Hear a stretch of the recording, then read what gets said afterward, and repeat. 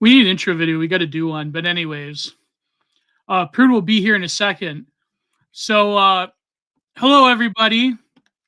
This is the Digital Archipelago 123, like 123 kid. You know, it's crazy. Sean Wallman, he still looks, for his age, still looks pretty young. But anyways, so yeah, there's been a big week for news. I mean, few weeks. I mean, we apologize for not being here, but Prude was very busy with his church, and I had family matters to attend to with my girlfriend, and so I don't stream when I'm in the States. I just want to put that publicly out there that I do not work while I'm there. You know what I mean? In case there's anything like I'm not working there. It's purely just to see my girlfriend, and we had business to attend to. So press X to doubt. I do not work in the States. So it's been a busy few weeks. So you're back, Prude. Did we miss anything? Really, though? Did we? Well, I mean, the deportation news, like, I mean, they have officially called an election here in Canada. But to be honest with you, I'm contemplating either not voting or just throwing my vote away by voting for Mad Max Bernier. So, yes, we are back. And can we hit the goal? Which, I mean, is 10 super chats. I got totally washed last time. It was episode 121. I got hammered with the lack of super chats, but don't worry about it. Hopefully you people can generously, because things are not very good here at the moment for the Great White North. But it's funny, I wanted to actually bring up something that Sargon said. I see that internet friend replied to Sargon when I retweeted him. But it's just like, you have to realize I have to tread a fine line because, the thing is, like, the reality is that most of my audience is American, but I myself am not American. And it's kind of becoming clear that the economic interests of Canada does not align with the personal interests of Donald J. Trump. No way. Yeah, You're telling me this for the first time. But how have you been, Prude? What's been going on with you? I have a few announcements, but go ahead. Well, then go ahead, make your announcements. No, okay, just one tomorrow. I'm doing the Art Imperium talk with Rachel Haywire. I think a bunch of people. I'm on at you think you can still buy tickets. It's an online thing. I'm on at, I believe, 3:30. I'm giving a talk about the problem of kitsch and the future. And I recently recorded last night episode with the Good Old Boys. So we talk about a bunch of different stuff. So hopefully that'll be good. And but you have an article out that you put out today. Fraternizing with other podcast duos. Look at you. Well, I told them that I'll tell them, like, we should do like a collab one. Did we do one? No, we haven't. Not with them. Oh, okay, so I did one on BTR with them, but we will do one in the future with both of them on Digital Archipelago. So yeah, but you have an article that you put out this morning. Yeah, I took some time off to get. I told myself if I didn't finish something this week, I was gonna just bang my head against the wall. So yeah, I have 1 out of 3 articles finished, and this one's just called, what did I title it this morning? The Coming Identity Bubble, and I kind of put out a set of predictions as millennials get older, what's going to happen to all of these easily consumer brand identities and pastiche mascots that we use to identify with each other. So enjoy it. It's like 5,000 words. Have fun. It'll be a good time. And then I'll be recording next week with Zoomer Schopenhauer. He and I are going to be reviewing and discussing a book called Revolution and Rebellion in the Early Modern Era. And population change and state breakdown in England, Turkey, and China, 1650 to 1850, 25th anniversary edition. And the thesis of the book is really interesting about demographics and how when there are social revolutions and rebellions, actually, instead of revolutions, like creating this new paradigm, what they do is create little o social and political orthodoxies that actually stay as part of those states and regimes for centuries to come. So he and I are going to talk about that in the French Revolution, and it'll be a 2-parter. And then Dimes and I, after Easter, will be going into this huge book called Christianity and classical culture. So it'll be a good time. Who's that by? That is by, his last name is Cochrane. Hold on, it came out in like the 50s. Let me pull up my PDF of it. That's when theology was fundamentally changing. Charles Norris Cochrane. Well, no, it's more of a history text than anything else. Oh, but there were developments, like, for example, what was it called? Process Theology by Tillich. I believe that came out in the mid-50s. But it's funny you mentioned that, because we could talk a little bit about the recent events in Turkey. It doesn't look like the Erdogan regime is long for this world. But before we get to that, Vesperian, and please, I shouldn't highlight chats because I should just be grifting for super chats. But what do you think of Quebec's premier supportive PP? Well, I think that if the Conservatives were to get a minority government somehow, it would largely be because of Quebec. Because the reality is that when it comes to Mark Carney, he has to be sort of held by the hand into various constituents of the Liberal Party in Quebec, because of course his French is not that great. And I saw this ridiculous rally he had with Gerald Butts, where Gerald Butts, of course, speaks fluent, flawless French, but then Mark Carney's sort of garbling his way through it. And that alone is very put offish, very, that's no bueno for the Quebecois. So I think that obviously a lot of people in Quebec are pissed off at the Liberals. They've always been. They've never truly forgotten the way that the other guy's stepfather shafted them. So we'll see what happens. I still think the Liberals will do pretty well in Quebec. I mean, they're going to do well pretty much everywhere, unfortunately. But yeah, did you want to talk about Turkey or Canada first, Prude? Let's go with Canada since you're Canadian.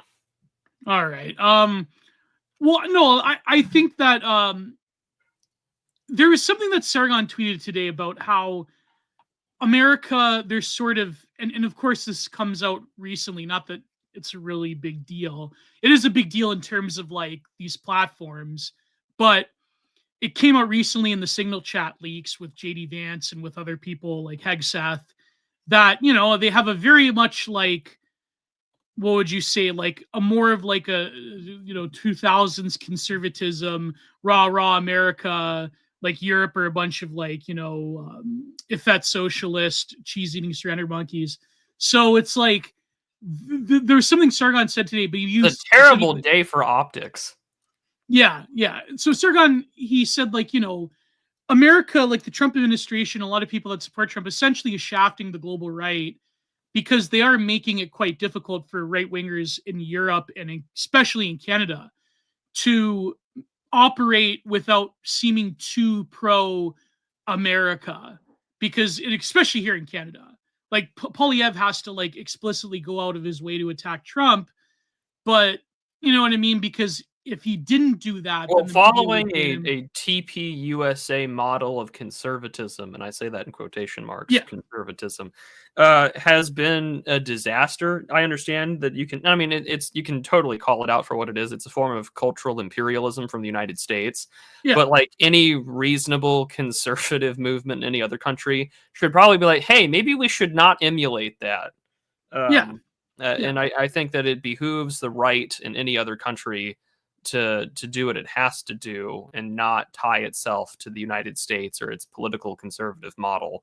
Now, does that mean that you're not necessarily going to get Elon Musk replying to you with an exclamation point or whatever? Yeah, absolutely. Yeah. Do I know what's going on inside that administration? No, I don't. I think whether or not that text signal leak or whatever was intentional, or if Michael Waltz deliberately did it, and he says, "Oh, a staffer did it." CEO woman, or well, why does the staffer have access to your phone, which is where the Signal app is? I mean, that's a personal way of communication as it is, and a lot of people, even if you're a grunt right now in the military, I know a lot of guys that communicate with their people through fucking Discord. It's not not really secure communications, but nevertheless, I think that it just behooves anyone that's not an American rightist to realize that, the old adage about the dangers of being quote unquote an American ally, a la Henry Kissinger, and to focus on what you can domestically.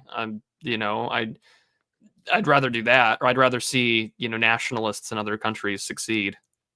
Well, the thing is, a lot of people like that are sort of like, MAGA people on Twitter, they're like, well, that's not our fault that your people are voting for communists and socialists. But it's like, okay, I understand that argument, but I do think that, and people in the chat are saying there's no such thing as an international right. That is unfortunate. It is a truth.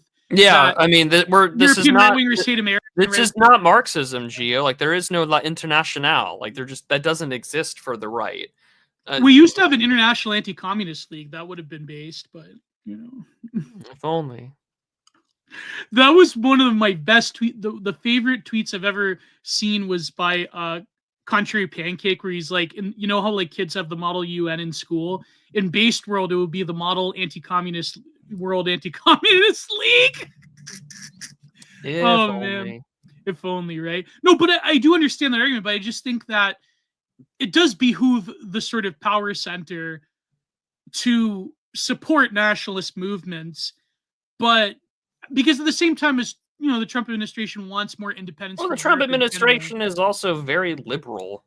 Yeah. I mean, what you've gotten in exchange out of this administration has been some attention to important political issues like the existentialism over immigration. That has been the case since he came down the escalator nearly a decade ago. Has he been good on it?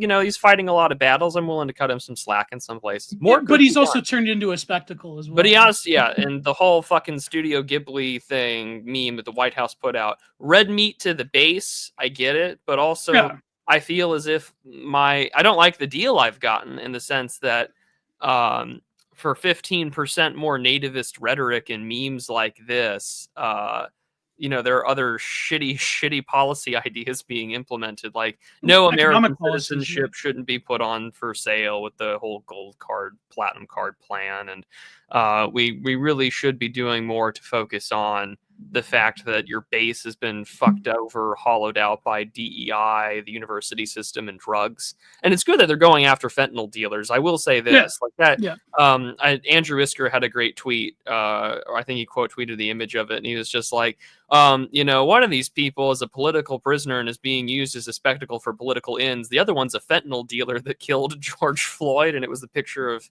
that Guatemalan woman or whatever. And, this crying Dominican woman. Yeah. They're all equally deportable. I don't care where you are from the global south. You shouldn't be here.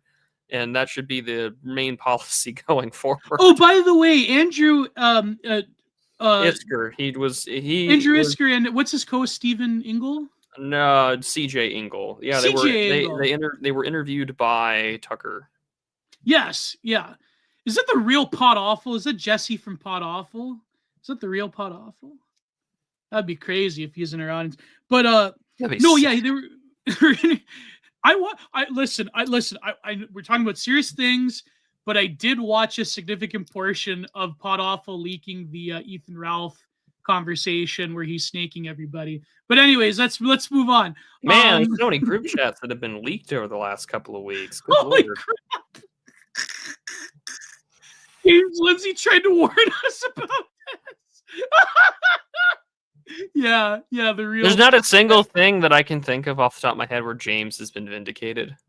He's called out. You know that meme, like Wrong About Everything award? James Lindsay. Yeah, exactly. Oh my God, it is the real Jesse from Pod Awful. Thank you for tuning in. But I was going to say that obviously, like, the numbers are abysmal. Like, I think Obama and Biden have both in their first 100 days deported more people. But those numbers are also the Obama and Biden numbers were more or less of like, well, we just counted people we turned away at the border as deportations. Oh yeah, you're right. Yeah, you're right. Instead of like hard. Scott Greer did a really good job at taking that sort of talking point or that polemic down. And I mean, it's worth keeping in mind, just for the sole purpose of, well, what have we witnessed? And I mean, we talked about this right after the election was going to be, what is Trump going to deal with? And right now it doesn't seem like, well, that's beginning to change because there is left-wing terrorism that never went away. But like, what is he dealing with right now? Well, Trump is currently dealing with the only avenue in which the left thinks they can fight in right now, which is the judiciary. And that's all that they have to do is delay, deny, and delay. And that means that you can kill the momentum of this administration, which is why a lot of people on the base, on the online right, are getting really pissy, and rightfully so, because it's like, come on, man, you can't just like quote fucking Napoleon about he who saves his country violates no law and then not break any laws or ignore the judiciary. Like, yeah, exactly. I want my tyrannical, like, fasci autocrat the Democrats have been warning me about for a decade. I'm really waiting for that guy to like come out of the ether. Yeah, yeah. No, but you're right. It is, yeah, there is the way that they calculated was cooking the books. But Well, I mean, like, let's not forget that just like what 4 years ago, or yeah, was it 4? Like just 3 years ago, we literally watched in real time the definition of a recession change. yeah, exactly. Or what did they call it? I remember the Obama economic people had a weasel term for it. They called it like an economic. There was like a term that they used. I forget. This was many years ago, but it was essentially a recession without calling it a recession, and the media had to like cope for it. Like, which is funny because we're going to talk about this with the article we're covering from Tablet Magazine. Not that I endorse Tablet Magazine, but it's about the whole of society effect. But it's very funny though.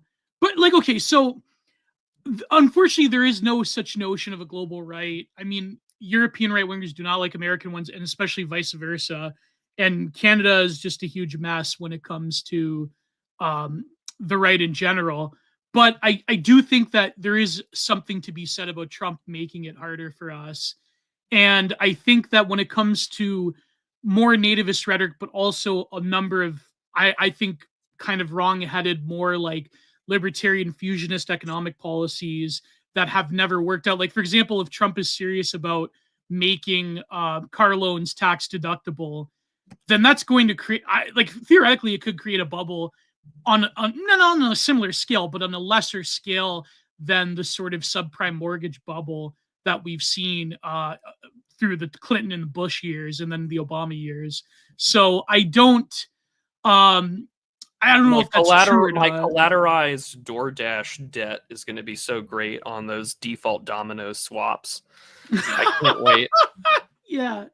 Like, I was writing about it when I put that article out, but I mean, like, we really do live in the cyberpunk dystopia. But I mean, it would just make Gibson and Neil Stephenson fucking blush, because it's just like, listen, we all live in You a won't get the Kowloon Bridge. We're not going to get that. You won't. What you're going to get is closer to the parody, and it's very schlocky. And a lot of like people were really critical when Cyberpunk 2077 came out. They were just all like, this isn't like my heckin' critique of capitalism. And it's like, no, because lefties will not admit it, but they are worse. They are more capitalistic than we are.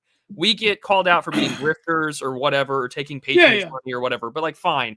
But like, not only are you not only are you state subsidized, but also, like, you will pursue any opportunity that happens when, like, the government opens up a cheesy backdoor or a kickback for a pharmaceutical company so you can get your, like, HRT or whatever. And so when you look inside there and you've got, like, the very tranny-coded, like, beverage things, or modifying your body, or they have them making fun of the, like, interracial couple with guns talking about the Second Amendment in this cyberpunk game.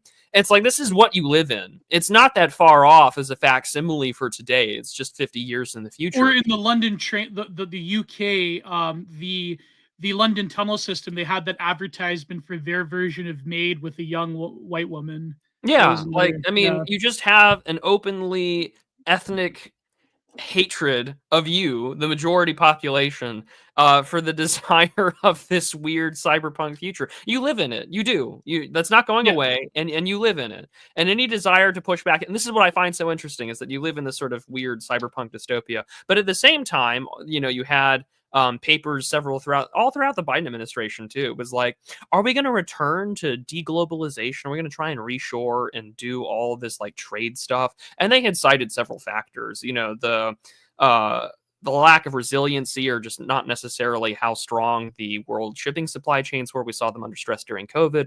Of course, nationalism is one of the, big boogeyman that they had cited for it, but also that, nations are still going to have to pursue national defense and how to defend those trade routes and their own borders, especially in the wake of the war in Ukraine. And so it's kind of funny to watch that literature be out there, and it's been out there for several years, and then all of a sudden, boom, what is Trump doing? Oh, kind of the things that are written on these papers. No, and that's what I mean. It's not to call Trump a globalist or anything like that. It's just that these trends that have been written about are taking place. There is an emphatic deglobalization in this sort of return to, can we reshore, can we domestic, market this out and compete with others. That's what I mean. Like, this is something that Internet Friends said, and of course, the Canadian auto industry is also going to get hit. Trump just killed British Steel. I don't care how based Vance is. He's acting against my country's economic interests and my friends.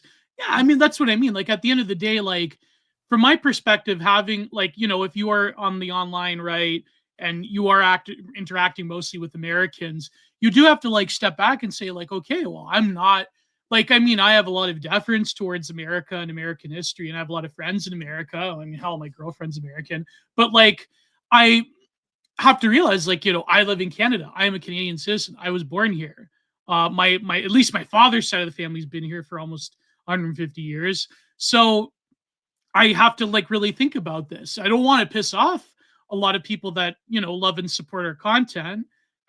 But at the same time, I mean, this does make things a lot different. Now, could it be that the selection pressures could create more of a robust nationalism in England, France, Germany, Canada, Australia? Perhaps. And I think maybe, like, that could be a charitable assessment of what Trump's doing. But I do think that there's a lot of sort of, like, what Trump thinks that's good that morning, it's like, that's what we're going to do. Yeah, there's a lack of consistency that has bothered me with him since really the beginning. Yeah, but also economically, like, there is a lot of policy. Like, let's be real here, Prude. Like, was there any doubt that, like, I mean, certain sectors, yes. But when it comes to a lot of the sort of, like, GOP, conservative, liberal orthodoxy in America, I don't think, like, another Trump administration could really go full bore with, like, a nationalist, sort of nativist, protectionist party. There's always going to be corporate interest that he's just going to have to more or less appease. And I think it's not a way of, I'm not, like, bashing Trump, out of pocket saying that. It's just the reality of politics. A lot of these, like, this is why, like, I said this. Well, and to go back to the domestic argument, or about the sort of deglobalization thing. I mean, I'm reading. I got a Sky News article in front of me, and it's just like the Xinye Group has turned down an offer of taxpayer support proposed by Jonathan Reynolds, the new business secretary, leaving fresh questions over thousands of steel industry jobs. Sky News can reveal. So, in the article, top says British Steel's Chinese owners rejects £500 million government aid offer to offset tariff costs. And this Xinye apparently bought out British Steel with Greybull Capital in 2020. So, I mean, like, I don't like the fact that, like, British Steel is going to be hurt, but, like, British Steel shouldn't be owned by a fucking Chinese firm to begin with. Like, that's a nor Canadian conglomerate shouldn't be either. Yeah, and I mean, America's got the same problems. Like, we've got Chinese ownership of land, and they're spying on vital industries. They use student visas to sell that out. And I mean, again, same thing with the deportations. Like, I don't care that. Like, I mean, it's nice that Mohammed bin Mohammed has been, like, deported from my country. Like, that's cool. I shouldn't be here anyways. But, like, Lao Sheng Yao or whatever shouldn't be in my country on a student visa, working at a interning Fortune at a 500. Yeah, like, he should get the fuck out. Like, that's a security threat. But, like, we can't, unfortunately, like, and this is the death knell of all liberal democracies, and especially in the Anglosphere, is that why can't we do that? It's because that's racist. Yeah. Well, I will say that, not that maybe Trump is, like, conscious of this. Maybe he is, or maybe he isn't. But I will think, like, a charitable interpretation of his rhetoric against Canada, even though I do think he's wasted a massive amount of time going after Canada, is that people around him and him himself probably realize that the Liberal Party of Canada is essentially bought off by the Chinese, and huge swaths of the Conservative Party are essentially bought off by India. And while, I mean, not to a lesser extent the Chinese, but Polyev is, like, doing everything in his power to sort of, like, do the whole, like, based Sikhs thing. But so there is, like, a lot of political influence going on, but at the same time, you have to, like, realize that, okay, that is true. I see the planks in our own eyes, but there's tons of political influence going on in America as well. There's a lot of Republican politicians that are bought off by certain interests in certain nations here and there. Not to say like everything's conspiratorial. Like, for example, I know the whole rhetoric about the Qataris is like big now, and that's a way of I mean, there is Qatari money that floats around. Yeah, there is Qatari money. Yeah. I can't deny that in good conscience. No, true. But I think like there is something to be said about political influence in the Western world in general. Well, yeah, because it's a lot of the whole, like, I mean, don't get me wrong. Is there Qatari money in there? Like, yeah, we can see this in how like our Middle East news cycles get influenced, but also like, who's the one getting all this concern about, why are all these influencers saying the same thing? I don't know, because it's popular right now to question a certain country in the Middle East, whether, you think that it's proper for them to question it or not. It's a whole other story. But quick, blame someone else. Yeah, exactly. So I think like, unfortunately, like in Canada, our political class has been taken over by foreign interests, but so's mine. I mean, yeah, that's the problem. Like it's so, but at the same time, like in terms of an idealism around people in the global right getting together, I mean, obviously they're like, I understand the criticisms of the Europeans in the sense that for years they sort of coasted by on the American protectorate state. And now that they have this incredibly intense ethnic hatred, Russophobia, that they're sort of pissed off at America for not doing the global American empire hard enough. Like that's another sort of problem. Like, I mean, I think that it's a tragedy that Europe in general has become this sort of like economically subservient vassal state. But at the same time, I do realize that on both the American right, the European right, and the Canadian right, there's a number of like conceptual baggage and contradictions that unfortunately cannot be hammered out, I don't think, in this decade. I think it's going to be a long process. Now, correct. When it comes to even the issue of Russia, like I think Trump, he probably says more, but when it comes to like material things on the ground, I mean, let's face it, the aid to the Kiev regime has not been cut fully at all. So I think that a lot of people in the, not necessarily Europeans, like in terms of our friends of ours in Europe, but certainly among the Eurocrats, who I think are absolutely inept and despicable, people that are in the EU, they are sort of going off of vibes and they're going off of memes and they're going off this narrative that Trump is like some kind of Russia shill or whatever. But it's like, for example, I'll give you a good example. Like there's this, like Gary Kasparov's like one of the worst as a self-hating Russian. So he like is saying that Trump is complicit in genocide, but it's like Trump gave weapons to the Ukrainians that not even Obama gave in 2016. So it's like him talking about how Trump delayed weapon shipments. Oh my God. It's like, that's not true. That's not reality. You know what I mean? And I think Trump probably regretted that, but, and we could sort of like say like, what if there was more cooperation between Russia, the Eurocrats and America. But like you were saying last episode we were on, Prude, that's not an ideal world, and it's very unfortunate. It's just that's the way that history manifests. Yeah, you have to live. You have to live in the now. Yeah, and also like this whole conflict, you will not see settlement for another decade. No, and I don't mean the fighting, and I don't mean like the fighting will go on for another 10 years. I don't think that's logistically possible in terms of bodies. What I mean by like this conflict won't be resolved is that there will be terrorism, there will be strikes, there will be separatist movements, there will be all sorts, like that area will turn into any sort of like just for all the weapons that have flown in, all the ethno and religious fights that happen there with. Oh, there will be a civil war. There'll be a fight. There'll be wars, and even if Russia got everything that it wanted, there will still be gunshots and bombs going off in probably 10 years from now. Yeah, it's true. And then the story of this war will be hid behind classified documents, and we will not know the truth about everything for years to come, which is the great fucking tragedy. Because what's the end result on both sides of this conflict? Militarily depleted Europe, which is terrible. Europe should rearm, and it's a good time to be a European defense contractor.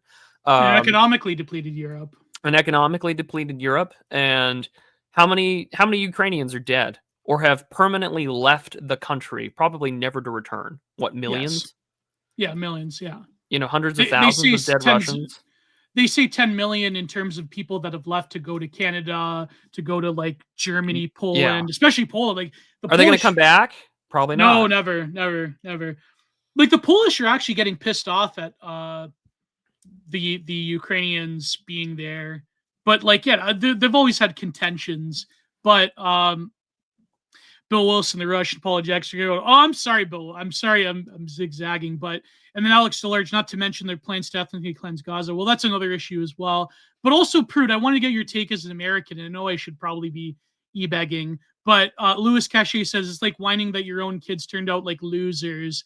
I think that's, I mean, not to like be totally anti-American, but that is, I think, a reasonable take that, America has sort of become this like paternalistic influence upon continental Europe, at least Western Europe.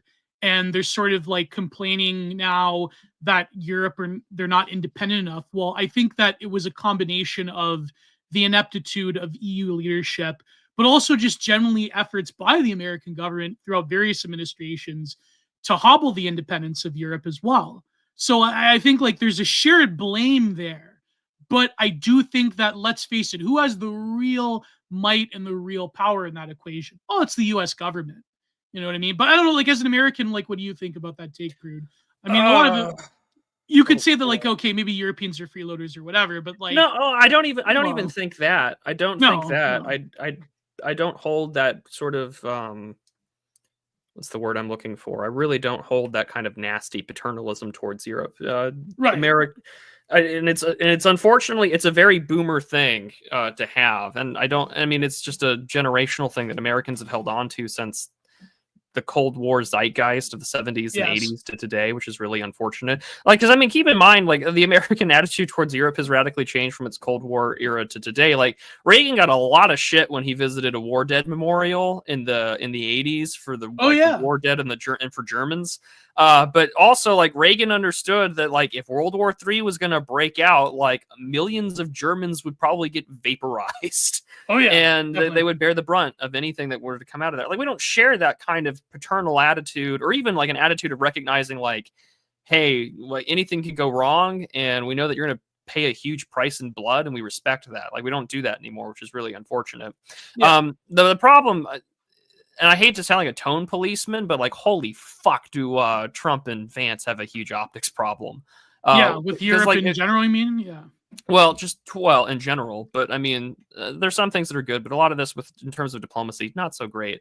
But I would say, and not to play defense for Trump because I'm more critical of him than I am positive of him. But like the ancient Giga Chad, like, do you remember Rex Tillerson? Like you want to go back Rex Tillerson. You want to go back to the first administration? Like, jeez. So you can argue, you can say things are more mask off or whatever. And again, I don't know if the signal leak chat was intentional or not. Sure as shit feels intentional, which if so, tone deaf and poorly done. Maybe red meat to its base, but overall it blew up in their face. It's sort of like Dark Side Phil leaking his own chat. Well, it's fucking amateur hour is what it is. It's fucking amateur hour. You were in office for 4 years. You recognize that these people hate you. And even if you want to send the message across the bow that says, all right, we have fought this conflict for a long time. It did not go the way that we did. Can we find peace in Ukraine and maybe do something about it? Or we can try and continue what we're doing at the cost of your citizens and at the cost of your national industry. Yeah. Now, can they negotiate that better? Yeah, they probably could have. Are they ever going to succeed in getting Europe to like them? Probably. Fuck no. No way. And they'll be so happy when Jasmine Crockett is like the vice president of the United States in 2029 or whatever, with some Democrat. President Newsom or President AOC. With President Newsom or President Pritzker or President Shapiro or something. Like it's over then, right? Wouldn't that be the ultimate revenge over the Democrats to have Pritzker as the president? Like talk about like corporatism, corporations. Oh, he could just campaign on trans rights. Like he could just make it a culture war issue. I would like to see Pritzker run just because it'd be the first time that Pritzker ever ran for his life as a fat man. But no, I mean, in all seriousness, on the main issue, like, I think that Europe has this, and Europe has had this for well over a century, where there is sort of this pan-European racial ideology. I mean, like you read some of the stuff that comes out of like the Vienna Congress, And there was this idea of like, this like continental unity in which the European race can expand abroad and we can have like peace at home so we can be competitive, and like basically an argument for like global white supremacy. Right. Which, like for 1814, kind of fucking based. Did that turn out the way that we wanted it to? Probably not. If you read some of those paperwork that come out at that time, but America doesn't have that. And so what you've gotten instead is a really crude and a really crass, swaggering person, Trump and Vance, and this administration, trying to take some of the arguments that are far more paternal, a la, Pat Buchanan and his books and his writings throughout the decades, about, well, can we get Europe to rearm, and can we get Europe to be its own powerhouse? And maybe we can be decoupled from that area, or at the very least, not be bearing the financial costs of these things. I get it, but also, like, if you're going to be a global hegemon, which I think the United States government still has as its as its policy, Default then you're going to assumption. then you have to accept some buck passing. And that's always been a criticism that, liberal scholars in international relations have talked about, is like, well, how do you manage buck passing? I think it would be good for European defense industries to be more, have more investment, and for them to spend more on defense. If anything, just for dealing with counterterrorism and working to keep boats from going across the Mediterranean Sea or across from Algeria and North Africa. That'd be great. However, it's such a problem that you find yourself in is that, a maximized European security state, I know most likely will just be used on its own citizens. And that's awkward. The same thing happens here in America too. And we covered that in the Slop World article last week, or 2 weeks ago. So it's just a difficult place, to say the least. I mean, I get it. I think that the European default position anyway is just to hate the United States, which you've got plenty of reasons to. And if that's your default, I understand. I get it. But are there some things that maybe this administration is saying is true? Like, I know that I wasn't the only person to point out that the fact that British Steel is owned by a Chinese like firm, that's a huge problem. And I'm not like an advocate for like nationalization of all things. I do hold some, more market oriented principles, but like, I'm sorry, like if I have a national industry that is literally called British Steel, maybe the government should take it away from foreigner hands. And if the Chinese really want to fight me over it, well, like, then I'll just deport every Chinese person. But like that kind of attitude about national security doesn't exist in my country. It doesn't exist in your country. When I deport people in America, it really seems to be about, pro-Palestinian protesters, which I wish they would use it, as I said earlier, on these fucking Chinese student visas and things like that. However, I think that what this administration is trying to do, and I think it's been outlined by even liberal analysts. Like, I hate Peter Zeihan. I think that he's wrong on a lot of things. I think he's right, however, that most countries can kind of see the forecast between population fall off, social distrust and disunity, ethnic clashes, riots, and people just aging out with the regards to the benefit systems, that there has to be a huge global retraction. And that's also going to mean a return of competition for very scarce resources. Whether that's people, whether that's birth rates, whether that's minerals, petroleum, etc. That means competition, and it's going to be a lot more cutthroat. And for the United States, at least how I'm reading it, the policy is to be the least sick person on earth. Will they succeed? I have no idea. Do I think that they will? No. I don't. And it will. Well, America has a lot of demographic issues that even we have our own demographic problems, and there are a lot of things that the European right has every reason to point at us and sort of laugh at our criticisms. They're like, if 57% white country is talking, like, yeah, it's pretty fucking valid. And I would love for America to have Operation Wetback 2 Electric Boogaloo to happen tomorrow, today even, would be great. Is it going to happen? Probably not, which means that the intelligentsia in my country is going to have to deal with this weird American multiculturalism, which, as I look over in Britain and as I look over in Europe, does not fucking work, and it will never work. So I don't know. Like, I think that I feel like I hate talking about this in part because I feel like I said everything I needed to say like 3 years ago in a video called A Tale of Two Forests. Like, like there are America and Europe have way too different forests, have way too different types of mythologies to their countries. Can we learn from one another? Yes, because we do share some common bonds. But like, are we going to go on two radically different political paths? Yes, absolutely. Can I learn some forest management skills from you guys that I might be able to apply at home? Yes, and vice versa. Is it going to work 100% in my country? No. Is it going to work 100% in yours? Probably not. And so, it would be good for us to, not be as interlinked, because things that might be beneficial to my country may be hurtful to yours. And unfortunately, that's the tragic reality of all this. And if America wants to maintain a European security bubble, find a way to do it where the Europeans can do it, but in a way that also doesn't invite the Chinese or other terrible policies from being put into place. But right now, these things are only coupled on top of the fact that we had COVID, all the spending, the war, even more spending, a fuckload of austerity. So everything has just come together at the worst possible time. For everyone to be hateful, angry, and resentful. And because we're not in power and we can't do anything about it right now, what are we doing? Instead we are impotently wishing our respective people or whatever death or however. And I don't think it's productive, but I understand that we need to do something, which is to just get it all out. Well, no, that's my biggest concern is that I'm seeing all these like pan-European accounts, and a lot of them are libtards. There are a few of them who are genuine like right-wingers. And my problem is that a lot of these right-wing movements in Europe, a lot of these identitarians that do have a pan-European bent, my concern is that they're being forced by the actions of the Trump administration and also by, let's face it, I mean, these people, they've never liked Russia for hundreds of years now. That's sort of like putting them in the arms of the same EU bureaucracy that hates them and wants to replace them anyways. Like, especially in the UK. Like, I mean, I can't, like, it's pretty bad here in Canada, but I can't really think of a government around the world that hates their own ethnic people more than Keir Starmer and the UK. It's incredible. And so I think that a problem is that this sort of like cowboyism around the globe with America, at least in terms of... It's very George W. Bush. Yes.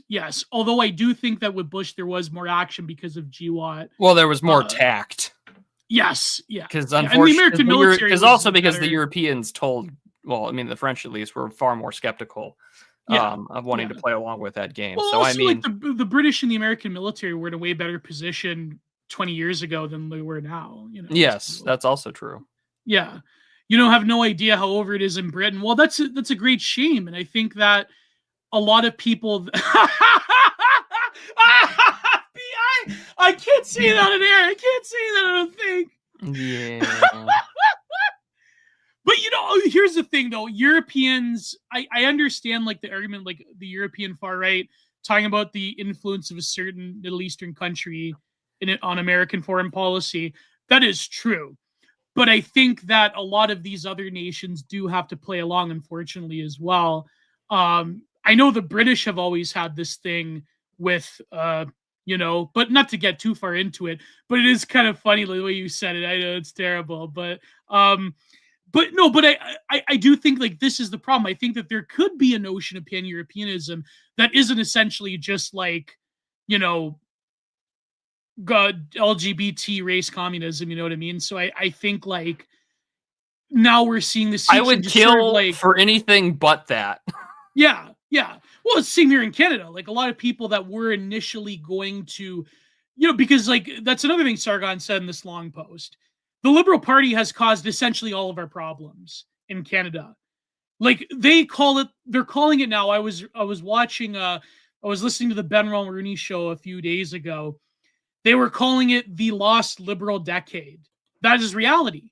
The economic productivity, the demographic surge in terms of migrants, the stagnation in all forms of life are directly the result of Justin Trudeau and the Liberal Party.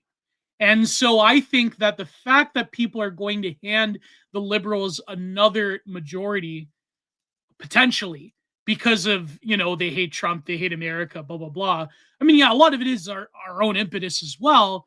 But there is something to be said that if you're going to spark a tariff war with Canada, at the end of the day, you're going to have to look at your own interests and be like, you know what?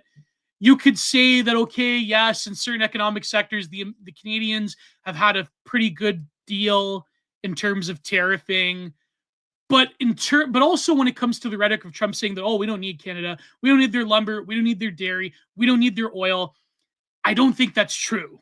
I just don't, especially when it comes to softwood lumber. Even if we know what I mean? Like, even if we had a completely like independent, autonomous, yeah. And I mean, don't get me wrong, America as a country within its borders and its massive space probably could. Does it have it right now? No. And again, maybe shut your mouth until you can do it. Like, right. You know, like, oh, we don't need their lumber, we don't need their dairy. Okay, cool. What are you doing to promote lumber production at home? What are you doing to promote like the dairy farmers at home? Like, what are you doing? Like, that's my thing. And like, there was at least a modicum of getting a better deal when it came to, say, I don't know, the USMCA, because it did kind of fuck over the Canadian dairy industry, and it boosted America's, especially in Wisconsin and Michigan, because it served political interests for Trump during the 2020 election and 2024. But like, what are you doing, Trump? What are you doing, buddy? Like, I get the whole swagger thing, but it's just like, maybe he's putting the cart before the horse. Really. Yeah, and it's not good. Like, and you know, if you're like a venture capitalist right now in America, or even if you're just a guy with a couple of million to burn, and I doubt that's anyone in this audience, but I mean, if you are, like, this is probably a great time for you to make some money and to get some seed money to invest in something domestic, and you can look great. Is that going to happen? Is that being encouraged by this administration? No, at least not publicly. Tacitly, maybe. So it is, like you said, Gio, a cart before the horse moment, but also, like, it looks really bad. Yeah, like, sure, I don't like Trudeau. I don't like Mark Carney. I don't like the fact that Canada decided to speed run within a decade what it took America decades to do, which is like totally fuck over the demographics of the country. Almost 100 years in America. Yeah, you know, really mainly from the 60s onward. Like, it took 60 years for us to get to where we are. The Canadian government did that to the people without their consent in basically 10 years. Yeah. Unthinkable. Unthinkable. That is a crime. I hate to even use the word crime against humanity, but that is a crime against civilization and a crime against God. Like, sorry, there are no words to describe how fucking evil that is. It's spit upon all of Canadian history. It's spit upon all of the Canadian people. It's really the sort of like total like heat death of a civilization, really. Like, good international relations would be like, Mr. Trudeau or Mr. Carney, Mr. whoever wins this election. You have a problem. I have a problem. Can we work together to facilitate like a positive Anglo-Franco ideal of what these countries are meant to be? Yeah, cool. Do you want to get rid of all these people? Grand, we'll help you out. You know, like, here are like 20 C-17s. Fly them out, your Mr. Prime Minister. You know, here's the thing. This is the reality of the Liberal Party, is that we were never asked. The only people who really thought that this was a good idea are boomer libs that would think that they were going to get a better return on investment on their homes and in the sort of like latter years of their life, to basically sacrifice the future and the demographic destiny of their own children and grandchildren now in order to to return on your property valuations before you go to the retirement home, to then get abused by some Haitian nurse. Like, it's it's incredible. But also when it comes to in terms of investment of resources, there was something that Joshua Renier said that I thought was very interesting, and it was in reply to a video where American farmers cannot build grain silos fast enough because of corn, so they have these like huge corn piles that are going to like ethanol and other things of that nature. Yeah, because there's subsidies for ethanol. Exactly. Like, what if the past, let's say, 60 years in America, what if America had invested in other agricultural pursuits? What if they invested in the production of beef and vegetables rather than corn? America would have been healthier as a society. America would have been stronger as a society. It wouldn't have needed as much immigrant labor. It wouldn't have needed as much immigrant labor, but also it wouldn't have been like food corporations trying to find different ways to put corn into slop. You know, like they just say, oh, what are we going to do? Oh man, like, how are we going to turn this corn into another form of delicious, palatable slop that actually isn't that delicious, but people buy it anyways? You know, like at the gas station, how they have things, it's like, how do people buy this? People buy that. You know what I mean? It's a tragedy. So I think that if Trump and RFK Jr., if they are serious about making America healthy again, I think if they could reinvest farmers to produce other vegetables, to produce, encourage animal husbandry, the way that we've encouraged, for example, farmers in Alberta to have these huge cattle stocks, right?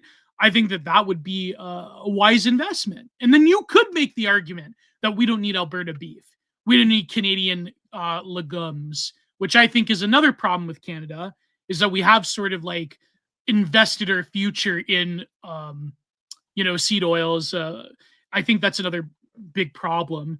And also another big problem is that, I'm in Ontario, I'm in Southern Ontario, that we're basically chewing up the most premium fruit belt farmland to accompany migrants that have no business being here to begin with. So it's like, that is another tragedy for Canadians. The fact that you're depleting the wine vineyard and fruit belt to build more subdivisions, that, I think that's where I think that's where Rush got that song Subdivisions, Uh-huh. You're a Rush fan. I am. Because in Southern Ontario, it's like that's all we have. It's like subdivisions. Rush subdivisions, Groyper. Ask Nicolo Salo. We both grew up in Southern Ontario subdivisions where there's like, nothing for as far as the eye could see. But yeah. So, anyways, let's move on to Turkey. Well, go ahead, what did you want to say about this? Yeah. Oh, the only thing I was gonna say was just like, all this for whales. I just fuck all this for $1,000 to tweet about soda. Yeah. So sorry, I off Twitter for a while, and then I see all this fucking we should ban soda from being purchased with anyone on Snap and EBT. And everyone's like, this is an attack on big soda. We must return to Sarah Palin. Thou shalt not tread upon our big gulps. And I'm just like, hold on. I thought we were okay with denying junk food to morbidly obese, like, benefit recipients. What are we doing here? Why? And I get it, because soda makes a shitload of money off of like Tyrone buying like 6 2-liter bottles of soda for the family of 12 back in the Section 8 housing. But fuck you, really? Like you took money to benefit this? I'm sorry. I can't believe that $1,000 was enough to overwrite your like basic observations of political reality. Well, okay, let me push back a little bit. But go ahead, finish your. Yeah. No, don't push back. We will deny these people their fat stuff. The cycle, that certain cycle, the one I can't say on the air, must be broken. Well, yeah, but what I was going to say is that statistically, though, people on Snap do have an average diet relative to Americans who are not on Snap. And so I think, like... Yeah, everyone's fat. We know. No, but what I think is that obviously... subsidize it. No, what I'm going to say is that obviously that there should be the promotion of better food with SNAP recipients. But a lot of SNAP recipients do buy like basic produce and things of that nature. I think that, SNAP in America has a very fine calculus in terms of who gets what. I think like the sort of like conservative, like Ronald Reagan welfare queen rhetoric, I think there's a lot more to it. I don't think that you could just slash and burn programs and expect people to make better decisions. I think that there should be a form of, right-wing socialist not being able to purchase a 2-liter bottle of Coke when you can buy water with that money. It's pretty clear. But people are buying water with it. Good. People are. Good. I think it should be on paper that you shouldn't buy it with that stuff. It's that simple. I just think my problem is that I think the rhetoric around Snap, when a lot of people on the political right, especially the online right, what do they mean? They mean like minorities in the inner city. But that's going to screw over a lot of poor white people in the Appalachians as well. And I think Republicans have this incentive to do this sort of like colorblind meritocracy thing, where in actuality, they're actually screwing over their constituencies along with people that have more economic opportunities in places like these inner cities in the New way York you would and screw over Chicago. The constituency the most would be like cutting Medicare and Medicaid. No, but again, that's what Elon wants to do, doesn't he? No, I know, and he's retarded for that. And actually, another thing that you can critique Elon of is like, oh, he fired all the probationary employees. for a lot of these federal jobs, you're a probationary employee for anywhere from like 6 months to 2 years, depending on where you're working with and working at. So people that are learning how to replace the aging and the phasing out civil servants have been fired with no chance of them to come back. That's got its problems. No, but I just think that with regards to this, I think that the fact that all of a sudden this side of Twitter, which is an interesting discursive node dynamic to talk about to begin with, because one, where did all the advertising come from? It went straight to sort of like these right-wing, edgy, slop moderate, accounts. Safe, edgy slop spaces. And so, okay, that indicates that this is the area in which dialogue matters, because Snap is already going to be defended with like the ability to purchase your Coke or whatever by crypto commies and Vaush and everyone else. And also, has anyone checked in on Dave the Distributist? I know he's out because of Lent and that he's not on Twitter, but I just saw that ContraPoints put out like a 2-hour and 48-minute video. I just wanted to make sure that Dave next week. I just hope that Dave is okay. I know he's got a problem with bread tubers. I just wanted to know that he's okay. No, but what I was going to say, like, okay, like you could say like, oh, Gio, you sound just like Eric Stryker. Like it's true. It's true in the sense that I think maybe not Trump himself, maybe not JD. Well, I know JD Vance has a lot. JD probably has a more nuanced opinion on this issue. JD Vance does, yeah. But I'm saying like in terms of classic post Ronald Reagan Republican fusionism, let's be real with this. They hate their own constituency. They're whores for corporations. They do not. Like you know, like a lot of people like Gio. I know the argument you're trying to make. I simply don't care.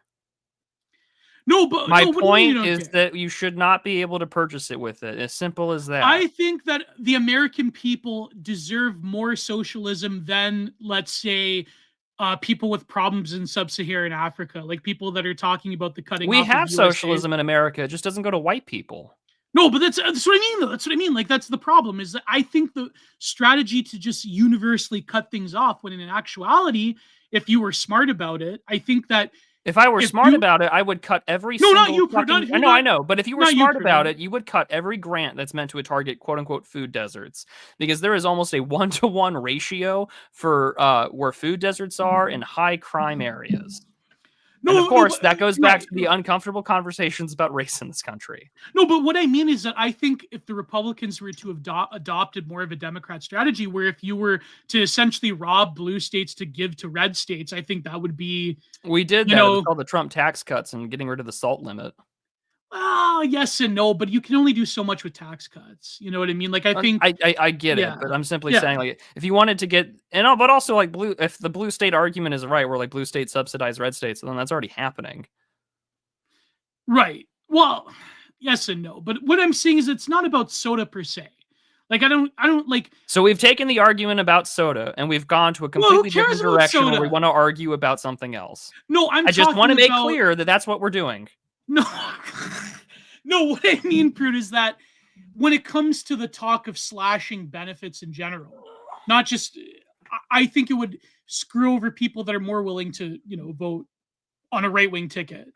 It's, you know what I mean? Especially like, people in Appalachia and so forth. Like, it's not just about soda. It's just about, in general, I think the rhetoric of like embracing a lot of like typical like GOP, like, libertarian economic policies has a lot of unintended consequences. And I think that if Trump wanted to buck the trend, then you could seriously consider like, okay, like our constituents have certain needs and they've been screwed over for many decades by mostly blue northern cities who have basically offshored their future.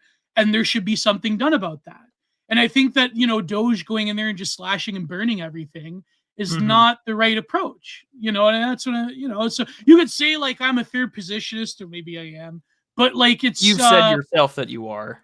I'm not like totally a third positionist, but I think that I'm more amenable to the argument of having a restructuring of the economy rather than sort of like Friedrich Hayek laissez-faire. If we cut off their benefits, they're going to do better. As determined by using logistical regression, data analysis showed the correlation between voting and receiving benefits was not that significant. Let's see here. The Pew Research Center shows us that 1 in 5% of Americans have participated in the food stamp program known as supplemental nutrition assistance. About a quarter, 26%, lives in a household with current or former food stamp recipients.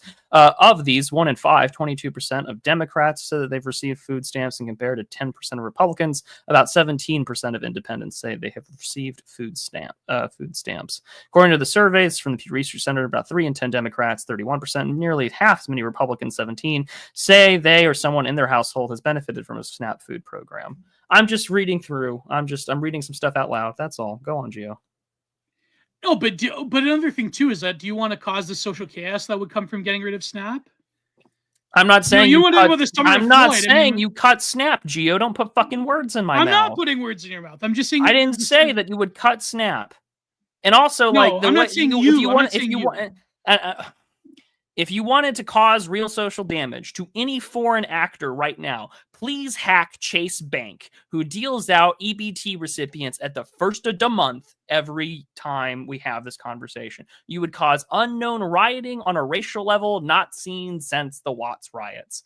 Please do so, but they haven't done that yet. Neither will this administration, because they don't want to deal with a giant fucking race problem on their hands either. But it's like what we were talking about with the resources in America. Like, for example, I don't agree with Elon Musk going after national forests, like old growth forests. I think that's, call me like a hippie or whatever, or Ted K pilled or whatever. But I think that, you know what I mean? Like, there should be a better allocation of resources, obviously. But it's just like the sort of like disruptive behavior of like, we're going to do what every Republican dreamed of, which is to cut off all these programs. It's like, there's a lot of programs that need to be cut off. I think getting rid of USAID was incredible. I think that's an incredible step in the right direction. Now, does that mean that there's a lot of NGOs that are going to do it for free? Like, for example, in a lot of these or they'll just do it with private money. Yeah, like with George Soros' private money, of course, right? But I think in terms of U.S. government cutting these people off, and then people bellyaching about, oh, well, in Africa, people are going to starve. It's like, well, people in America are, about the Western world have a lot of negative, they're in a precarious state.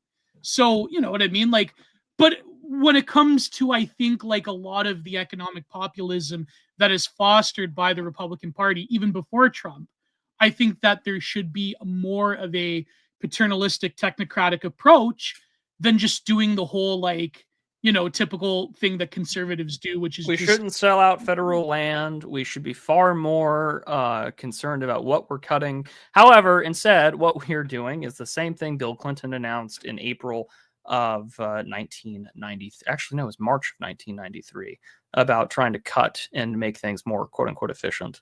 The cycle repeats itself. We live in Newt Gingrich's and Bill Clinton's wet dream. Well, yeah, but I mean, I don't mean to offend you, Prude. I'm not talking about you didn't. No, I'm just, I don't know, man. It's just like, maybe call me like, maybe I am a third positionist or whatever, but like, I don't know. I think that I'm basing my judgment off of an older notion of what a truly right wing is. And I think that there should be a degree of paternalism when it comes to a population, when it comes to a citizenry. You know what I mean? And I think that a lot of these demographic problems, unfortunately, are not going to get solved overnight. No, and unfortunately, I have to deal with them. And and if I have to live in a reality of benefit friends, hurt my enemies, then I know who is disproportionately going to be affected by these things. Right, but well, even like in these inner cities, Prude, I mean, that is the cruel, ugly calculus I'm going to operate under. Right. No, but I'm saying that there should be a better way in terms of even, like when you talk specifically about African Americans, like getting them even invested in the system. I think that there should have been a way to deal with that isn't like either cartoonishly evil, but also capitulating to GRC type of thinking. You know what I mean? Like, I think there's a lot of criminality that you could root out.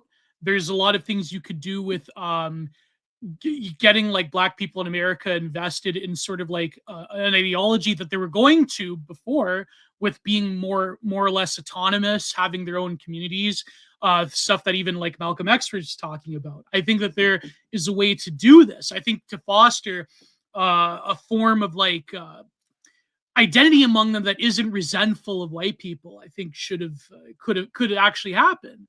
And because I think as much as like a lot of people want to say, unfortunately, the way that America has, in terms of American history, it is a problem that you're going to deal with. You know what I mean? When it comes to other migrants that are benefiting off the system, that's very easy. Just get, remigration now. That's a different issue. But, America does have this demographic issue. And I think that there could be a way of fostering more of a, I'm not talking about like George Bush compassionate conservatism. That was a total farce. That was a lie. You know what I mean? I think an actual form of compassionate paternalism by an actual authoritarian right-wing government could actually happen. An actual authoritarian right-wing government that actually cared about it would arrest criminals, not coddle their communities when they say he was such a good boy, he didn't do nothing, and actually execute criminals. Right, exactly. Let me know when we get there, and I'll get on board with this compassionate, belief. Well, but that's what I mean. I'm just like saying out loud. I'm not saying this is going to happen. I'm just saying that. No, I know. There is a way that you could turn these people into productive citizens. There could be a way, you know what I mean? I think that it would require massive restructurings of the American economy as well. But I mean, let's face it, it's never going to happen, because then a Democrat's going to get in and they're going to like give them more Gibbs, and the Gibbs aren't going to be restructured. People that are like, working poor white people are going to get screwed over even more. And my real worriment is that, let's say in 2028, you have a Democrat administration that would make the 2010s look like the 1950s in terms of their like revenge fantasies against the MAGA chuds. You know what I mean? So I think that there could be strategic moves being made in the here and now by the Trump administration that could potentially stave off like a really hideous downfall that could potentially come from another supermajority Democrat administration. You know what I mean? But so I don't know. I mean, there's a lot of like what ifs and what could happen. I understand, Prude, that you have to just deal with the situation as it is now. Even like the whole criminal thing. Like, you saw the whole people freaking out about the White House posting the Ghibli slop with the. Yeah, I for starters, and for the record, I hate the Ghibli slop. Yeah. I hate the fact that Twitter has turned into such a great fucking place to create a meme, pump it, monetize it, and then fucking run. I'm sorry, like the gamification and the commodification of what Twitter has turned into has really killed any desire to like stay on the platform. Yeah. Like it's the group chat app for me, like not much else, because the timeline is such shit and you have to really go digging for anything fucking good right now. Like it's so awful. And so I get it. The White House wants to embrace it. Were they pumping anything? Fuck if I know. Really don't care. Not a really great time. No, it came from the frog. It didn't come from them. Oh, I'm glad that, well, still the White House made it. Good for them. Cool. Great. The one good take I saw out of all that was that the left wing lives in a world where cartoons are real and that's their god and that's where their morals come from. So to make it a cartoon inflicted psychic damage on them. Yeah. Neat. Cool. I'm done. I'm clocked out. I'm burnt out. None of this seems to matter. I'm incredibly pessimistic. It doesn't fucking matter. Why are we here? What are we doing? And here we are. Like that's society right now. That's my online environment right now. And I should probably just unfollow everybody and like restart from scratch and go from there. I only did 3 of them. I deleted them. I was so embarrassed. I shouldn't have done that. The ones with your girlfriend? Well, one's my girlfriend, but also I did one of Archon. But then I saw a better one of Archon where it was in the style of Wallace and Gromit, where he was holding the tiger. I'm like, oh man, I can't top that one. So what else did I do? I did one of Silvio from The Sopranos, and then I'm like, that's it. I can't do it. This is too much. Then every historical, in the matter of 24 hours, every historical photo or meme you could think of has been posted. I saw Ted K's bunker. Eat your fucking heart out, Baudrillard. Yeah, exactly. I saw Chauvin with Floyd. I saw. Do you remember the Gonzalez kid we talked about last episode in the 90s where Bill Clinton deported him to Cuba? I saw that one. I saw Nancy Pelosi giving the fist up with the African schmuck, the Hotep schmuck.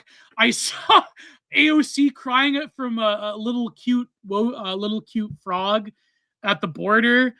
I saw tons of them. I saw all of them. And it's so funny because Alexander Adams temporarily unfollowed me. He's like, I'll follow you back. Don't worry about it. I'm like, okay, that's it. This is too much. This is too much. What else did I see? Oh, I saw one of Lucas's room. I saw Zero HP post that one. Yeah, that was. There was a Norman Rockwell filter. And I'm like, this is worse. This is worse. I don't want to see Norman Rockwell Lucas's room. This should not exist. This, anyways, an insult to life itself. Exactly.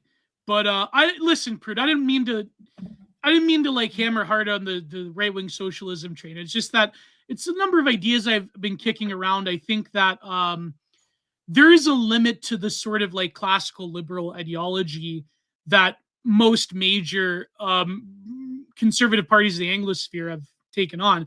But in terms of the Ghibli slop, I talked about this with the good old boys, and I think that power should be operated in silence.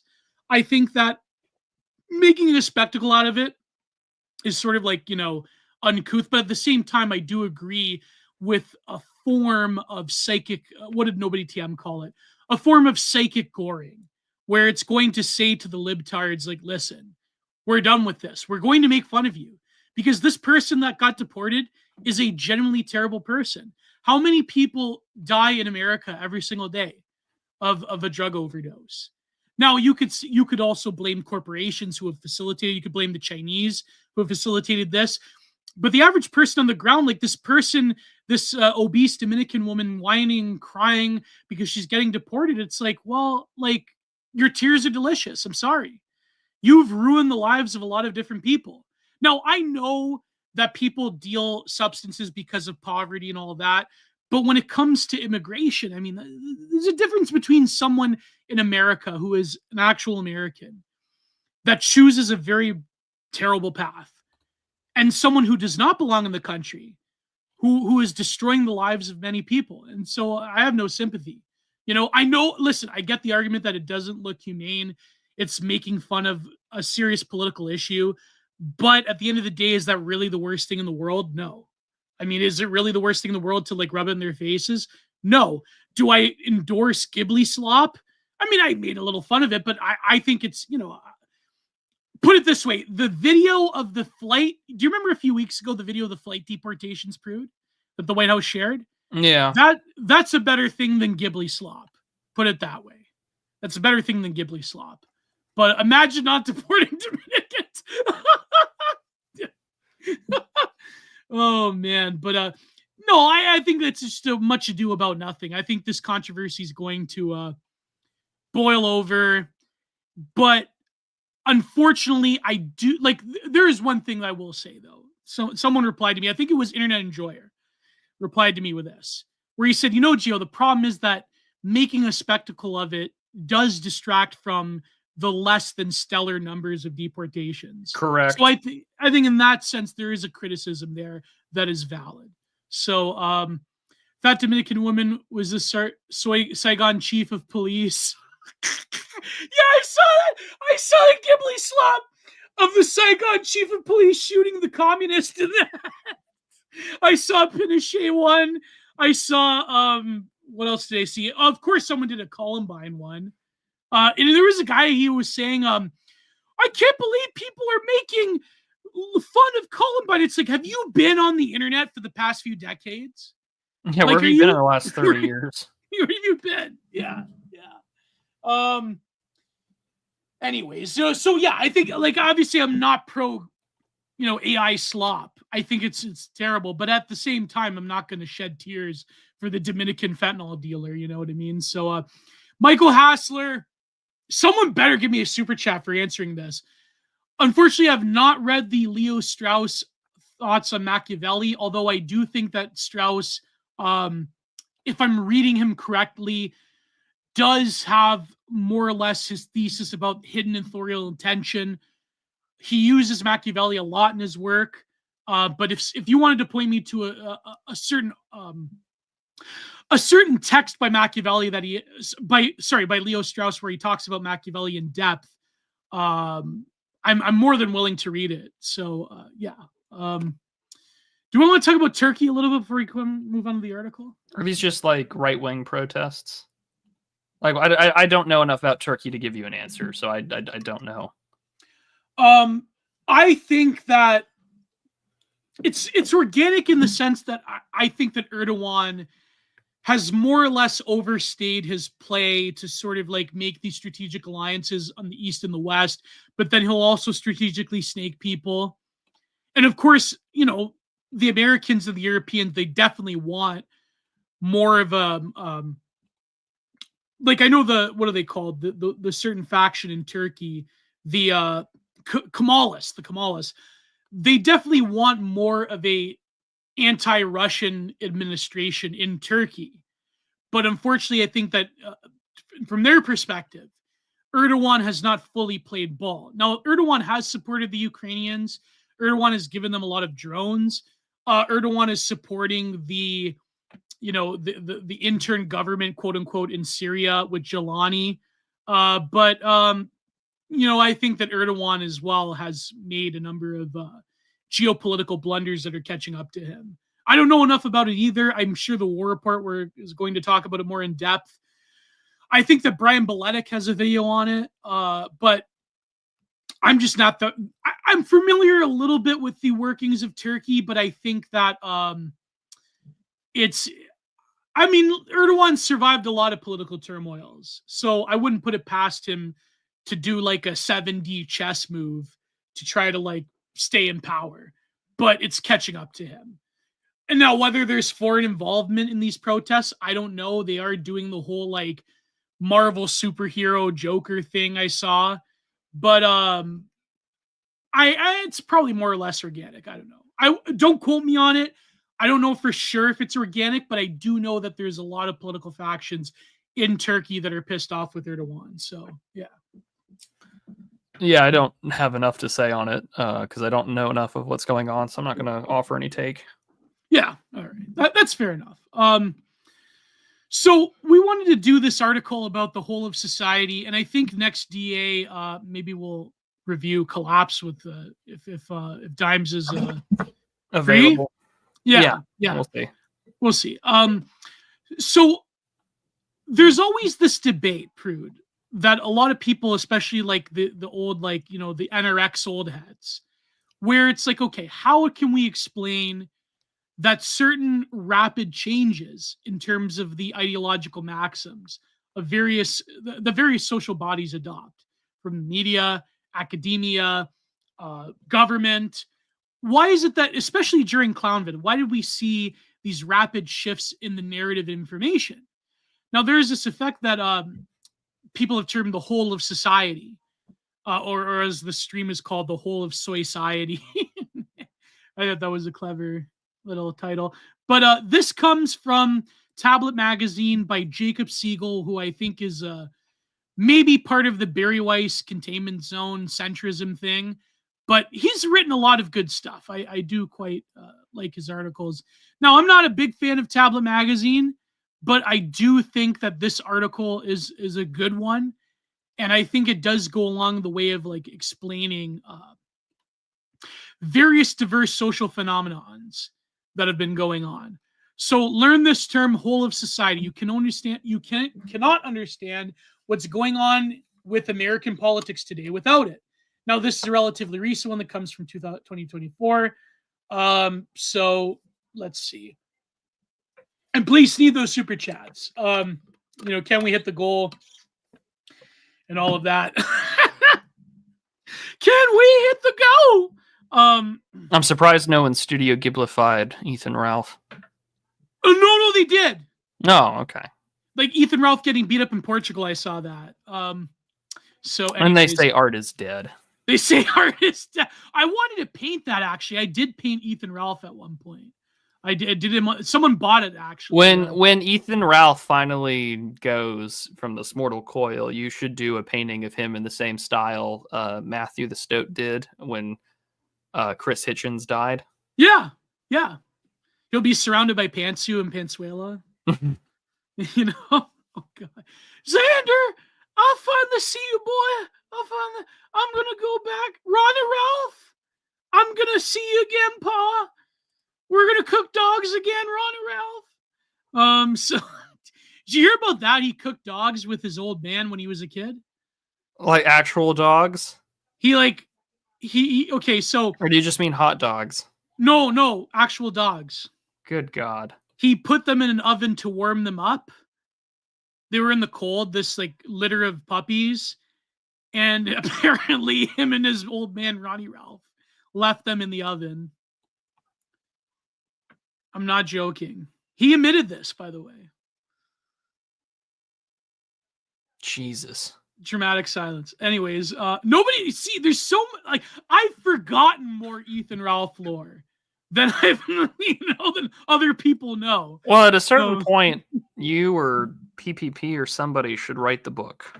Yeah, like kind of like the guy that wrote Warhol, Chris Chan. Just like really, really obscure biographies of these people, and we're only going to know that they ever existed because someone decided to write a book about them. Yeah, like when the Great Collapse happens, and we're going through the annals of human history. Like, gee, everything was digitized. We have so few records. Who is this Ethan Ralph character? I don't know, but he must have been important. Someone wrote a biography about him. Who's this Chris Chan character? Someone wrote down every little nuance of what he does every single day of his life. And historians will be all confused. Like, there must have been a transcription error in the manuscripts because all of a sudden Christian went by Christine. Future alien Zeta Reticuli historians will learn about Chris Chan in 1,000 years. That's such a terrible. See, that's thought. The real all tomorrows that they don't teach you about. That's the real. The real all tomorrows is a bunch of gravitals reading about ancient human history, and they're like, "Holy shit, what is this?" There was a children's book about archaeology, if I remember correctly, and it was about someone going on an archaeological trip to the land of USA, which is the land of the USA, and going through all the ancient stuff and, like McDonald's and all these like large billboard for fast foods. It's like, these must have been temples or religious, things or da-da-da-da-da. I remember reading that as like a child, and I always thought that was interesting. And it's just like, well, what do we have now? It's like, well, you have all these wonderful manuscripts and records of celebrities and stupid things that their leaders posted while everything went to shit outside. Wow, how could they let their civilizations collapse right before their eyes? Well, it was easier to goon off into the oblivion than it was to say, hey, maybe you should go back where you came from. It's easier to goon to Twitch streamers than it is to do something about civilization itself. Maybe we do deserve what we get, what's coming to us. Truly. That was like that philosophy tube video. Didn't philosophy? I've never seen a single philosophy tube video. I saw the thumbnail that got passed around where it's like, was Nietzsche MAGA? And I was just like, oh man, please act. Talk about slop. Please act. Is Nietzsche MAGA? I wonder if Ollie did mention. I don't think Nietzsche would have a lot of nice things to say about MAGA. I don't think Nietzsche would have a lot of nice things to say about philosophy tube. But yeah, you're right, Prude. You're right. But you know what I mean? He probably mentioned BAP, I'd imagine. It's probably, But anyways, let's move on. Before we talk about e-drama again. To make sense of today's form of American politics, it is necessary to understand a key term. It is not found in standard U.S. civics textbooks, but it is central to the new playbook of power, whole of society. The term was popularized roughly a decade ago by the Obama administration, and I believe he talks about David Axelrod in particular, which likened its bland technocratic appearance could be used as a cover to erect a mechanism for the government to control public life that can, at best, be called Soviet style. Here's the simplest definition. Quote, individuals, civil society, and companies shape interactions in society, and their actions can harm or foster integrity in their communities. A whole of society approach asserts that as these actions interact with public officials and play a critical role in setting the public agenda and influencing public decisions, they also have a responsibility to promote public integrity. In other words, the government enacts policies and then enlists corporations, NGOs, and even individual citizens to enforce them, creating a 360-degree police force made up of the companies you do business with, the civic organizations that you think make up your communal safety net, even your neighbors. What this looks like in practice is a small group of powerful people using public-private partnerships to silence the Constitution, censor ideas that they don't like, deny their opponents access to banking, credit, the internet, and other public accommodations in a process of continuous surveillance, constantly threatening cancellation and social control. Wow, he wrote this with a straight face. Yeah. Okay, go on. Well, what do you mean? No, don't worry about it. Okay. And I get it, because okay. And there's an additional catch. The government, meaning the elected officials visible to the American public who appear to enact the policies that are carried out across the whole of society, is not the ultimate boss. Joe Biden may be the president, but as it is now clear, that doesn't mean he's in charge of the party. As a modern political trope, whole of society dates to the Obama administration's attempt to pivot the war on terror to what is called CVE, counter-violent extremism. The idea was that by identifying at-risk individuals and then engaging them, American officials could, quote, get left of the boom and intervene before extremism led to violence. There was a particular colorful documentary from Frontline recently. Not to say I endorse the people that they're profiling, but, it's like part of this like moral hysteria thing going on with, anyways, in concept, the strategy called for empowering community-led interventions as a method of conflict resolution. In practice, the White House paired its progressive efforts at community activism with an aggressive expansion of counter-terrorist operations and drone strikes. But the true lasting legacy of the CVE model was that it justified mass surveillance of the internet and social media platforms as a means to detect and de-radicalize potential extremists. Inherent in the very concept of the violent extremist was a weaponized vagueness. A decade after 9/11, as Americans weary of its war on terror, it becomes passé and politically suspicious to talk about jihadism or Islamic terror. Instead, the Obama national security establishment insisted that extremist violence was not the result of particular ideologies and therefore more prevalent in certain cultures than others, but rather its own free-floating ideological contagion. Given these conditions or criticisms, Obama could have tried to end the war on terror, but he chose not to. Instead, Obama's nascent party state turned counterterrorism into a whole-of-society progressive cause by redirecting its instruments, most notably mass surveillance, against American citizens and domestic extremists supposedly lurking in their midst. Which, has happened. That's basically what the playbook was during the 2010s. Correct. So, yeah. Radicalization is a pathology. Exactly, Louis Cachet, exactly. So we live in a Soyciety. We do. We do, yep. A reflection of the 20-year anniversary of September 11th, written in 2021 by Nicholas Rasmussen, was the former director of the U.S. National Counterintelligence Center, captures this view. Quote, particularly with the growing threat to public safety and security posed by domestic violent extremism, it is essential that we move beyond the post-9/11 counterterrorism strategy paradigm that placed the government at the center of the most counterterrorism work.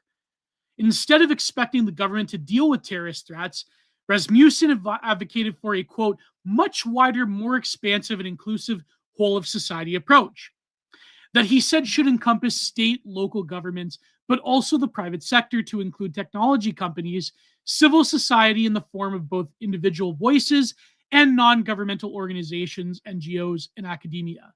So the whole thing about like USAID funding bread tubers, that's also this.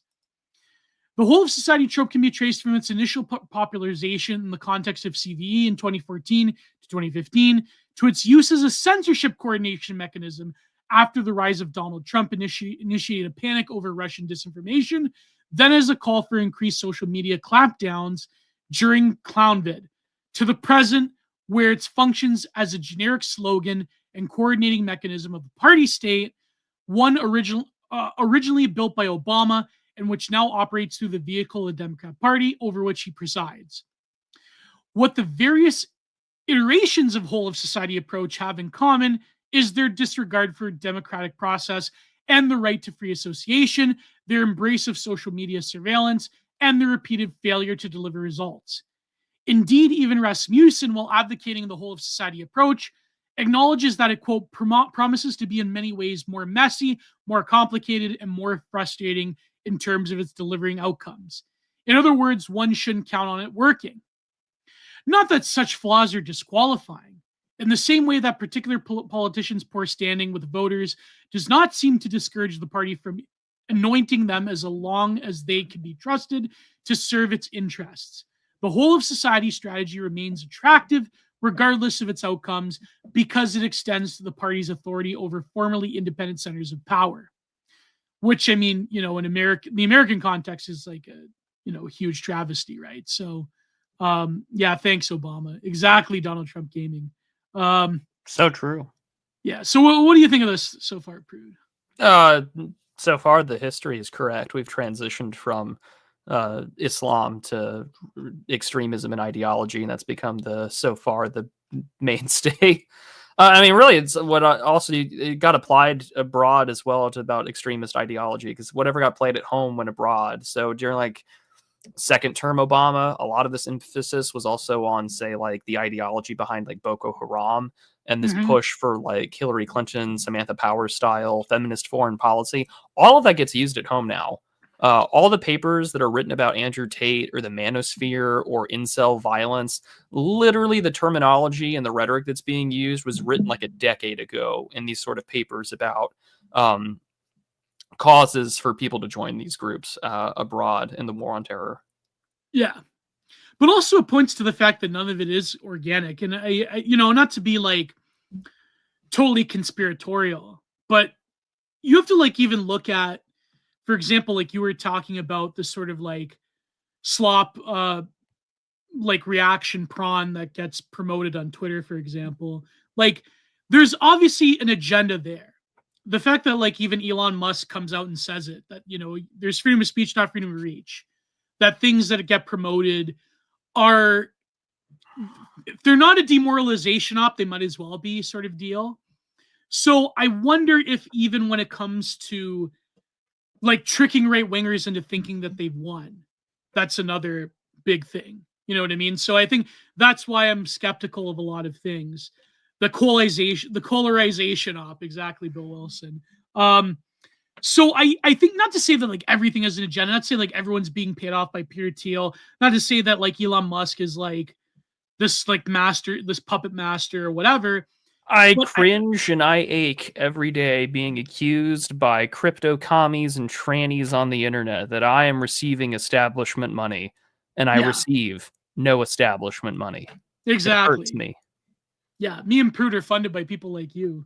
Correct. So, yeah. No, but that's what I mean. I think that it's a very easy get for the political left, especially like these irony cells, to say that because of this like promotion of like reactionary bait, a la, we've returned to lefty parapolitics, as if these guys are all secret, like deep state right wing, everything we talked about for the last couple of decades with the CIA is right. And it's just like, sir, we cut USAID for 5 minutes and half your tranny like staff wanted to die. Like, don't talk to me about, I mean, lefty parapolitics is really entertaining for me, because it's just like, you guys are so close, but you're so far off. I want to read something before we move on. I want to read something by Orkbrand that I thought was incredible. Orkbrand is a performance artist in a kid. Oh, yes. Let's see, 10. You are slaves! And it's like, so true, Orkbrand. Tell me more. You are slaves! You are beneath us! There was something. We should have him on. We will. So I'm gonna try to like get rid of the swear words, because replying to this lib called Jeremiah Johnson, who has the global thing and like the globe in his bio. Oh, the worst kind of person. The worst kind of person. So he's talking about Africans and tariffs and how Africans are dying because of USAID. Here he says, we literally just don't give an F about these fake issues. We think that they're LGBT. It's a waste of time to talk about them and accepting your framing about them because you're wrong and you're never going to admit you're wrong. This is why he replies, lol, you're mad. Because you're mad. How in the F is my life getting worse because the presidency is monetized by meme coins? Now, for the record, I don't think that it's particularly good if the American government's being funded by meme coins. Yeah, I don't like it at all either. The president's I'm not one to whinge about decorum because I'm not a big person on decorum anyway. It's like, like this is so improper, and I'm like, man, like decorum died the moment that dude walked down the fucking escalator, and said, they're drug traffickers and rapists, and some of them I assume are good people. Like that died. That died when Trump made a dick joke with Marco Rubio. Like it's the when you really want to think about it, it died when Bill Clinton said it depends on what your definition of sex is, or what is It really, decorum died when, there was pieces of brain on the Lincoln Town car that JFK was assassinated. Yeah, exactly. Decorum has been dead for 60 plus years. It's get over it. Don is a zombified husk. That's the thing. Yeah. Don is a zombified husk. Oh, Don doesn't tweet like he used to. Don is getting older. Like he's out. No, I said it lived on like a zombified husk. Oh no, that's true. That's true. Decorum though is super dead. Yeah. So here he said, how in the F is my life getting worse because the president's monetized by meme coins? Why is it something, oh gosh, oh geez, I should be concerned about? And dead Africans, no one gives F. No one cares if someone dies in Poughkeepsie, where I live. No one cares about any of these ghettos in the goddamn country that I've been in. Nowhere. And I'm supposed to cry about some dead Africans because a government program got cut. Where is this moralistic BS? What value system are you pushing on me with these LGBT ass assumptions? I do not value anything you value. Your value system has been judged and found wanting. We have rejected it. What you call good, we think is evil. Now what you want. What do you want? A debate? If you want to win, you have to redact us or you have to perish. And this is the best part. I've seen you libtards laugh at sun settings in Maine and overdoses in West Virginia. I've seen you bray for blood whenever a conservative anywhere was in harm's way, such as in Trump rallies where people got attacked. I don't hear it from you about empathy. I don't want to hear it from you about empathy or compassion. You don't give an F about dead Africans. You don't even give an F if your own countrymen's parents are denied dignified funerals with their families over a, clown vid. You people were laughing when a 12-year-old was denied a heart transplant because an adult in their life had the wrong politics on the Fauci ouchie. I don't want to hear it from you about is killing evil when you're out here lionizing Luigi for redacting a man in the back of the head while you call Rittenhouse a self-defense against violent PDF files murderers. A murderer. Your values are effed. Your morality is broken. Your appeals to goodness are just sentimental manipulation tactics, and we've all seen through them. No one cares anymore about what you think is good or bad. We think you are evil, and that is that. What's your response? Are you going to be emotional? Are you going to be emotional, emotional bitch about it? That was like one of the best things I've ever read by Workbrand. He's like written some bangers over the years. So, yeah, that's great. No, it's true. It's just a morality play.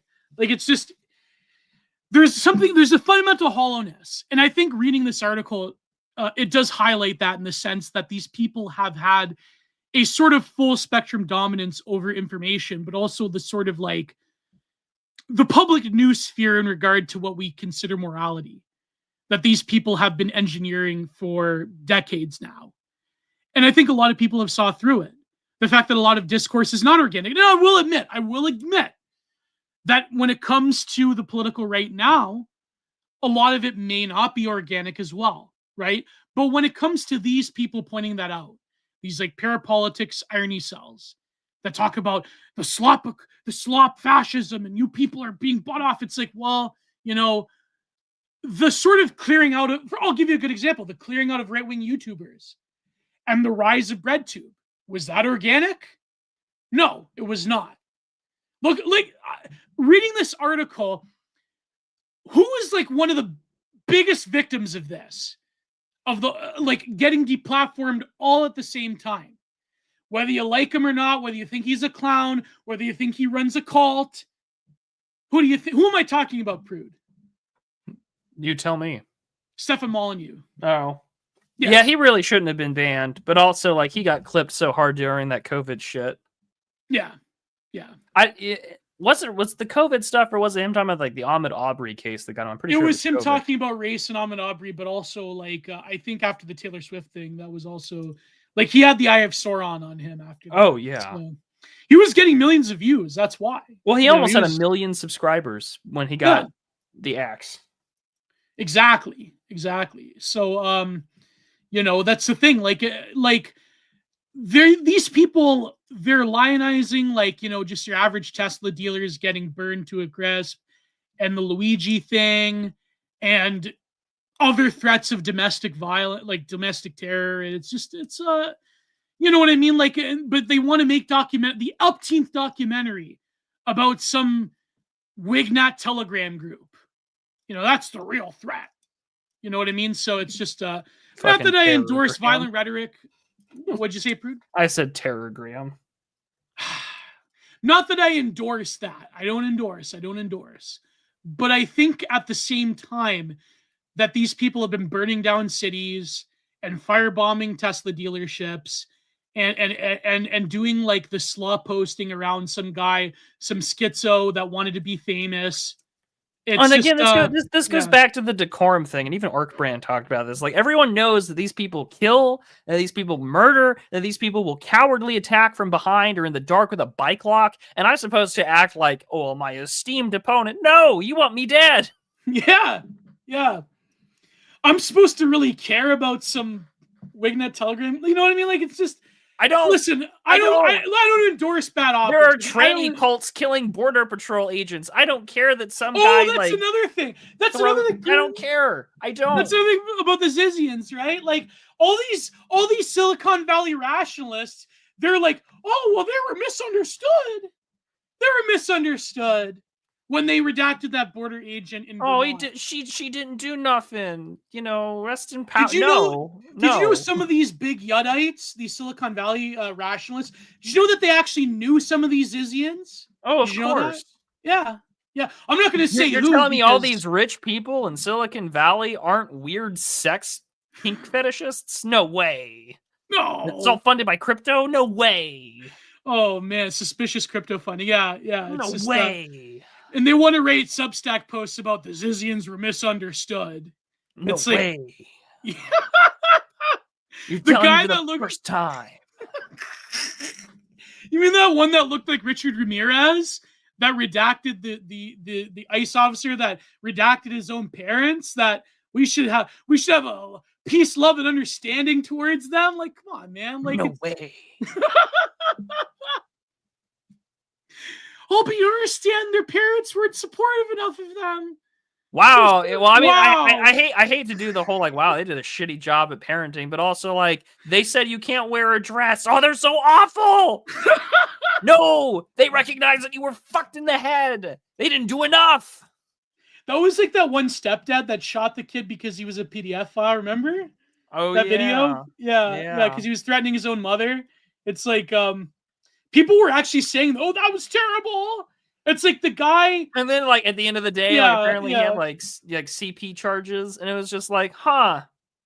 Yeah. I mean, not to say that those two parents were like the paragon of parenting of course virtue. Not. They failed. Of course not. They failed. Yeah. But also like, huh? Gee, nothing was lost in this fight, huh?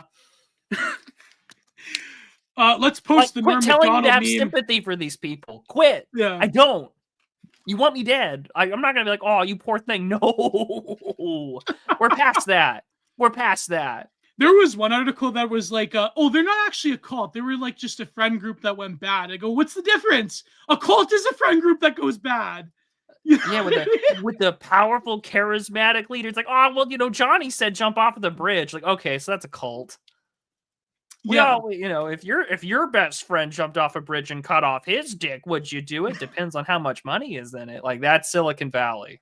You know what's funny is that Jim Jones was actually the GRC of his day. Like, he literally believed. Oh man, the connections between him and all the communists and the Pelosi and the Democrat Party. It's a wild ride. If only Jim Jones had access to J.B. Pritzker's HRT. Was it Angela Davis that basically encouraged the branch to the Jim Jones contact? Who was it? No, it wasn't Angela Davis. Angela Davis was with the Symbionese Liberation Group and bought firearms that were used in a killing. Yeah, but who now gives fucking talks at colleges. Yeah, you saw her talk. I had to see her talk. So you have blood on your hands. To prison instead. After doing things. No, there was a high-level Black Panther activist that was feeding them misinfo about how the U.S. government was going to crush them. And that's what. You know what that was like? Like a far-left activist telling Jim Jones the U.S. government's going to crush them. It's sort of like when a hamster gives birth and you kick the cage and they start eating their young. That's like a form of evil right there. You know what I mean? Like it's like almost that happens. Yeah, well, no, but that's what I mean. Like some sick. No. I mean, like you kick a cage to scare the hamster. It goes into fight or flight mode and it eats the baby. You didn't know that about hamsters? No, I never had a hamster as a kid. I didn't know that. This is news. Apparently, when hamsters give birth, you have to like cover it with like a dark cloth. You can't disturb them because hamsters will literally eat their young if they think that there's a danger present. So, is it hamsters or gerbils? I forget. I think it's gerbils that will eat their young. Fucking. But yeah, it's nature is brutal sometimes. No, I've never had a gerbil or hamster, but I've I think a friend of mine had. I never had one either. That's why this was news to me. Yeah, a friend of mine had gerbils, and pigs will do that too.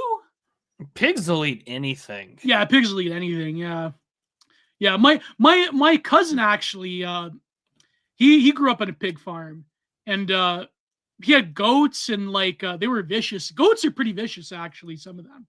Like he had this like concrete barrier that you saw like holes in it. Like they're crazy, man. Some goats are crazy. So true. So yeah, I was right. Hamsters will do that. Hamsters will eat their young if they're disturbed. But then my point being is that that's like a well-known, I believe, a Black Panther activist contacted Jonesville and started spinning this yarn about how the federal government is going to invade Guyana and get rid of them. And of course, like the whole, that book was written by, I forget who wrote that book, Revolutionary Sunsetting. You know that book? Yeah. Yeah. So that was also a big impetus for Jim Jones as well. I mean, there's people that speculate that he was a CIA asset and that he was doing like a mass mind control thing, because there was a lot of evidence that there were paramilitaries who may have covered up bodies. There were a lot of people that were forced injected the flavor aid. It wasn't like like you have to realize Jonestown was incredibly ghastly. A lot of these people did not willingly go along with Jim Jones. A lot of them were forced, and I know, like I haven't delved deep into Jonestown the way that Daryl Cooper has, but it's a subject I've been interested in for quite a long time, Jonestown. But Murder Maid's read like hundreds, almost like 100 books on Jonestown, I think. Yeah. Anyways, do you want to continue reading, Prude? Yeah, I'll read. This is a lot of depressing stuff about people that like have political and economic power being involved with very crazy, disturbed people. It's just, yeah. If God not real, why do all my enemies seem to side with Satan? Oh, that's true. That's true. That's true. Indeed, man. whole of society is a totalizing form of politics. As the name implies, it discards the traditional separation of powers and demands political participation from corporations, civic groups, and other non-state actors. Mass surveillance is the backbone of the approach, but it also consolidates a new class of functionaries who all directly or indirectly work for the party's interests. This is exactly how the party carried out its mass censorship during COVID in the 2020 election, by embedding government officials and party-aligned experts from the for-hire world of nonprofit activism inside social media platforms. The result, as I chronicled in an investigative essay last year, was the largest campaign of domestic mass surveillance and censorship in American history, often censoring true and time-sensitive information. Yep. To avoid the appearance of totalitarian overreach in such efforts, the party requires an endless supply of causes, emergencies that party officers with funding from the state use as pretext to demand ideological alignment across public and private sector institutions. These causes come in roughly two forms: the urgent existential crisis, examples include COVID and the much-hyped threat of Russian disinformation, and victim groups supposedly in need of the party's protection. Last month included one of each. Now, this was in July of 24, mind you. Yeah. Many observers misunderstood the downfall of Joe Biden and his swift replacement by Vice President Kamala Harris. Seeing the switch made without voter participation, they decried it as a coup. But that is a kind of category error that assumes that an intact democratic process was subverted by outside forces. In reality, if Biden is still aware of anything, it is that the party state system that just removed him from power is the same one that installed him there in the first place. So true.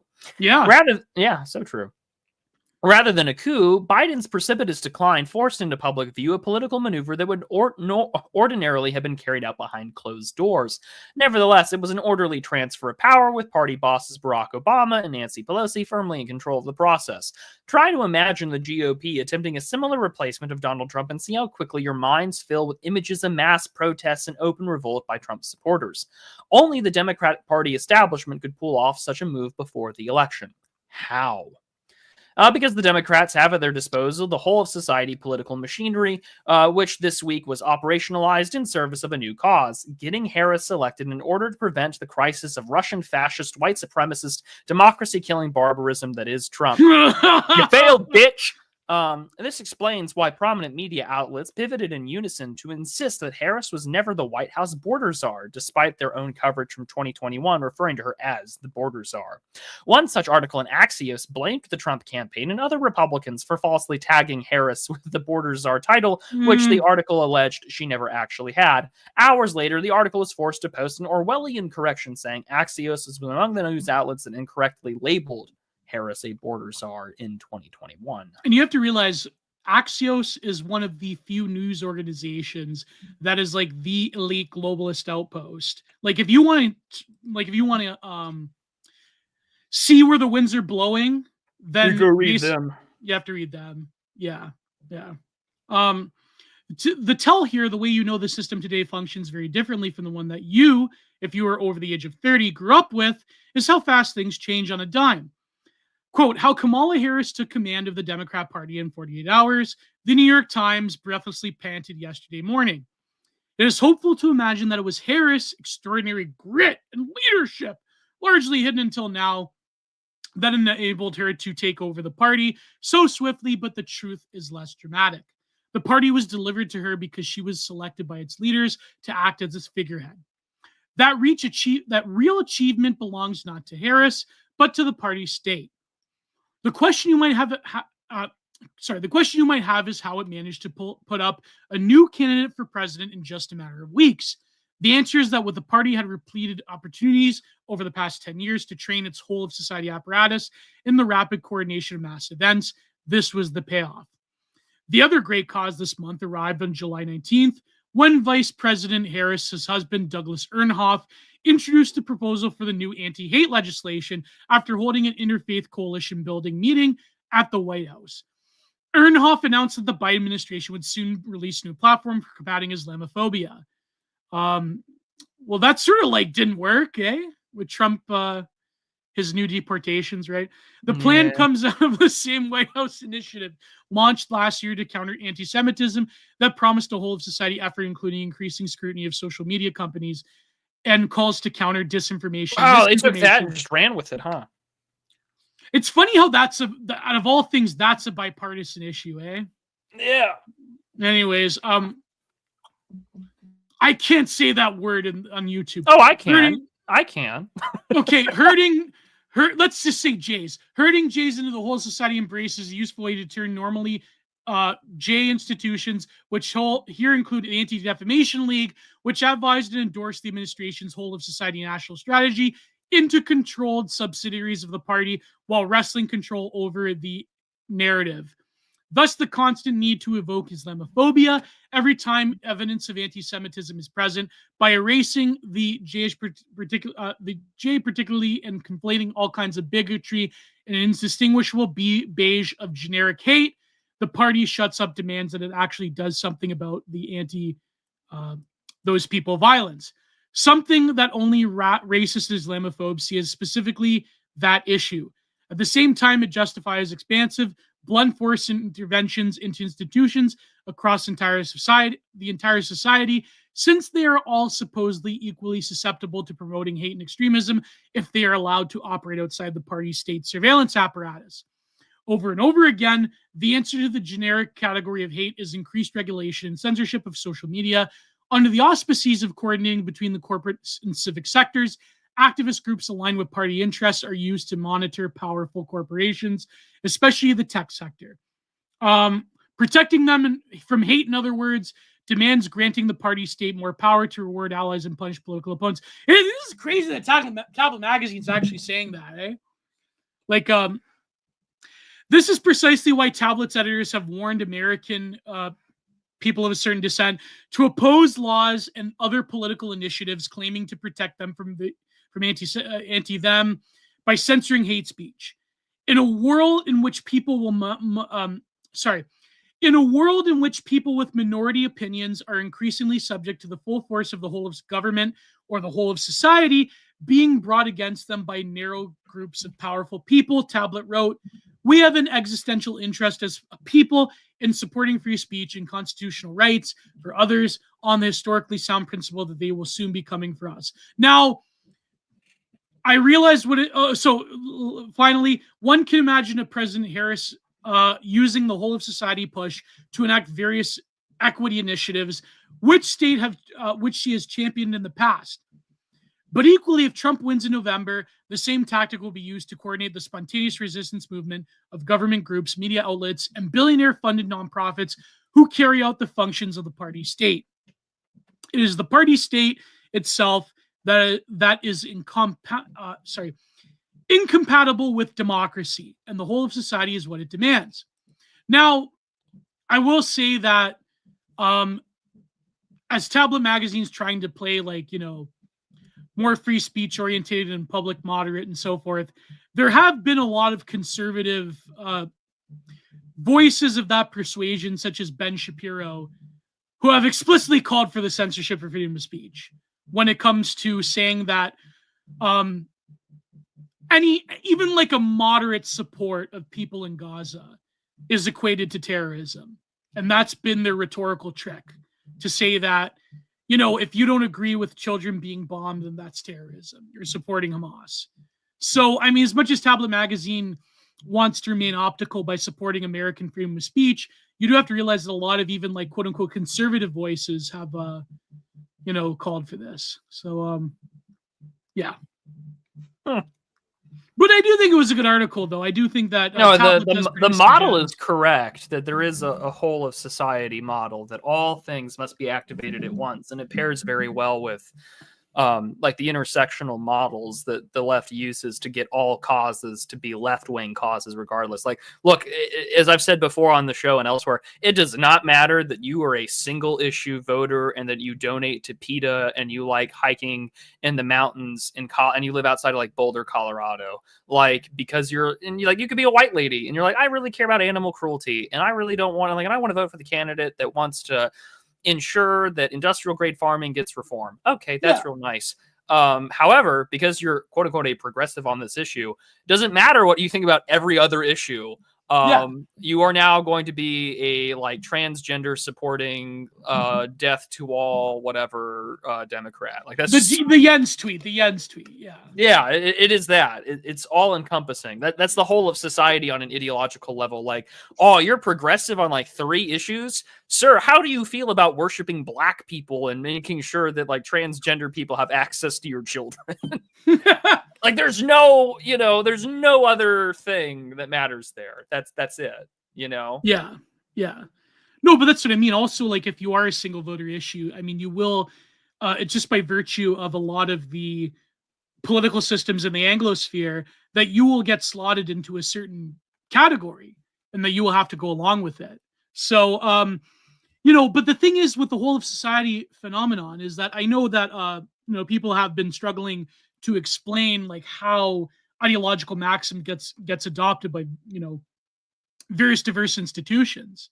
Like I know Yarvin has talked about, the cathedral or whatever. There is something to be said about the nature of discourses of power and power knowledge itself, and that not everything is conspiratorial, and that there is just certain things. There are certain proclivities of people in positions of power that will lend itself to certain discourses over others. And I think people that want, like, here's the thing. This is why I really, really, really despise a lot of these, like, Richard Hanania, Silicon Valley rationalist people. Because they have a very, like, materialistic and reductive way of looking at the problem of ideology itself, right? Now, you can pretend that there is, like, this value-free analysis when it comes to why certain quote-unquote smart people or certain elite human capital adopt certain ideological positions. And that you're going to, like, the way to success is to cargo cult that and do it like Anatoly Karlin. If really smart people believe these things, and therefore I have to believe them too if I want to be successful. Well, politics and ideology does not work that way.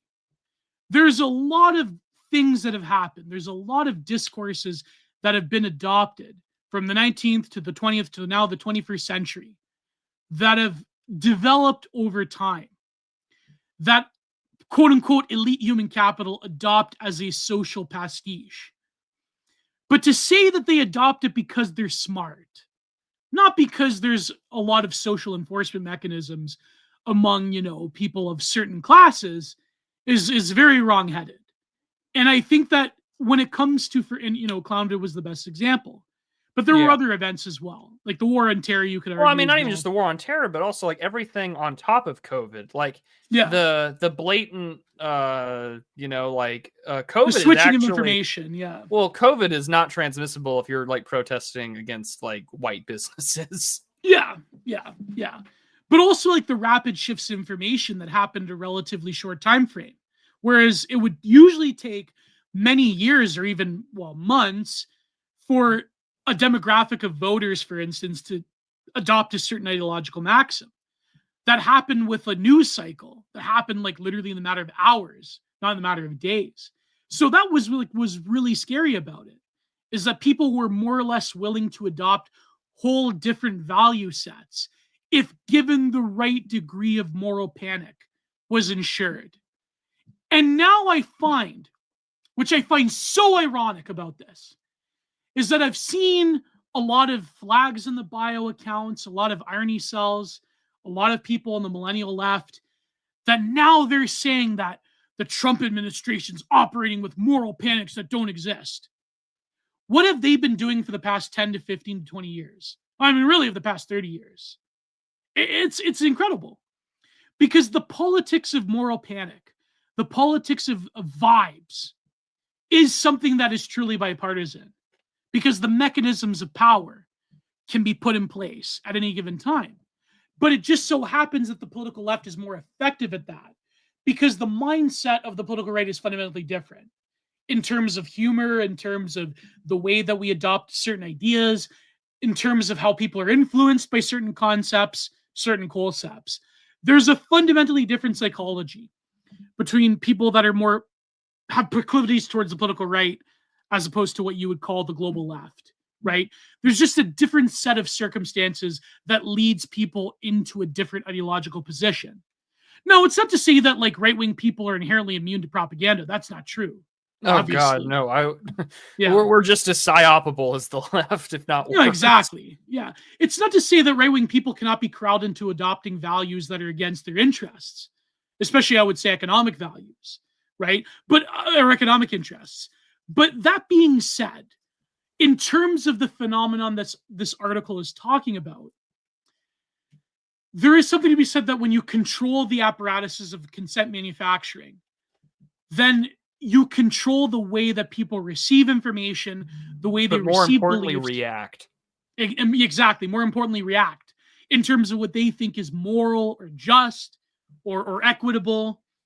Then you can command power over not just people's, bodies or politics or experiences, but over people's minds. This is the psychopolitical reality that we live in.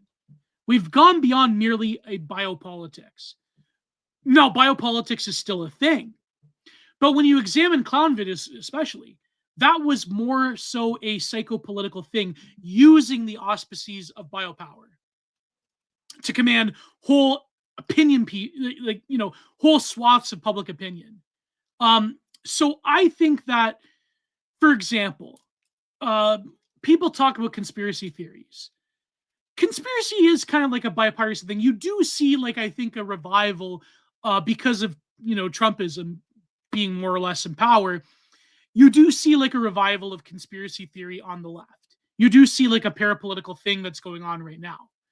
But at the same time, a lot of people on the political right just essentially adopt a lot of beliefs based off of a lot of what you would call alternative epistemologies, if you will. And so I think there's been a thing recently in the past few months where a lot of people on the political right, the dissident right, quote unquote, online, they've been very skeptical of conspiracy theories and things of that nature, which, I mean, you have to have a healthy dose of skepticism. But I think in terms of if we look at the development of the right wing in the 20th and now 21st century, a huge backbone has been conspiracyism or conspiratorial thinking. And a lot of conspiracies have been, proven to be correct.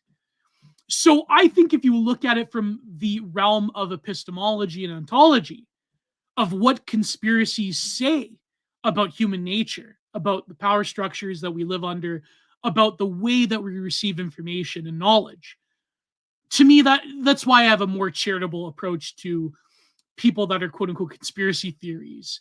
And I think a lot of people on the political right that are trying to do transition to more of a hard-nosed realpolitik. I mean, that's good, obviously. But at the same time, there is a neglect of how a lot of people on the political right have come to the conclusions they've come at, right? Whereas the political left has not really, at least in the past 20 years or so, they really didn't need conspiracy theory in the sense that a lot of their quote-unquote values have been broadcasted to them by major social institutions. And when you have that as a vector of information gathering, then you're less likely to say that there's a conspiracy. Now, there has been conspiracies over there's dark right-wing money, or there's Russia that's funding everybody on the political right.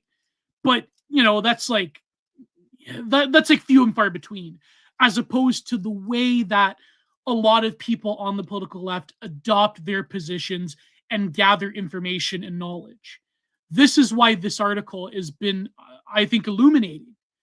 Because how can you explain various institutions adopting certain ideological maxims? It seems on the turn of a dime, right? It's very, I actually bought Josh Neal's recent book, and I'm very eager to read it, even though because I live in Canada, I have to pay more of a price for it than Americans.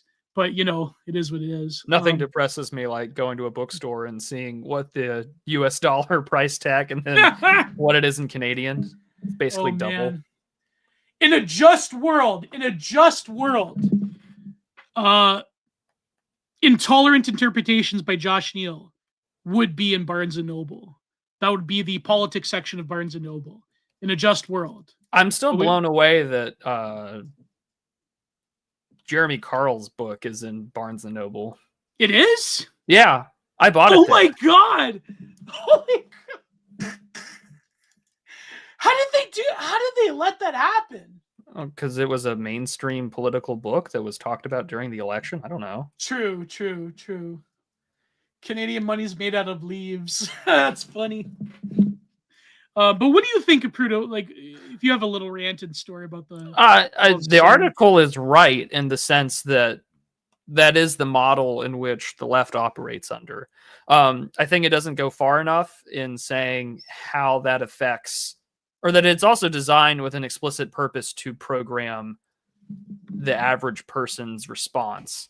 Like the way in which you and I engage in these things, like these things are engineered very specifically to respond in such a way that they want you to react, say, in the traditional manner that, like, oh, how do Republicans usually respond to this? What's their talking point? How do we weaponize it against them?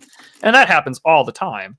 And, you know, that's something seriously to consider when talking about these things. Like, okay, well, we know how to gaslight people. I think we've gotten a little bit better in recent years to not be as, it's kind of like what, what's his name? Sam Hyde said in one of his videos. He's like, no, you're an outsider. I'm just going to call you a slur and move on.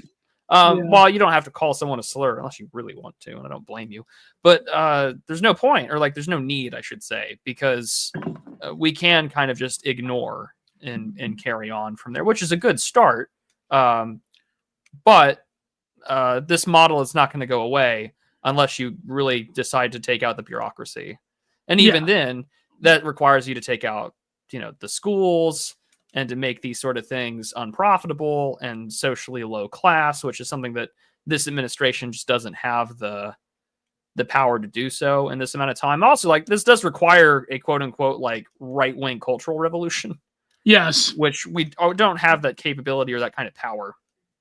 We don't have I don't think we have the numbers for it, at least right now.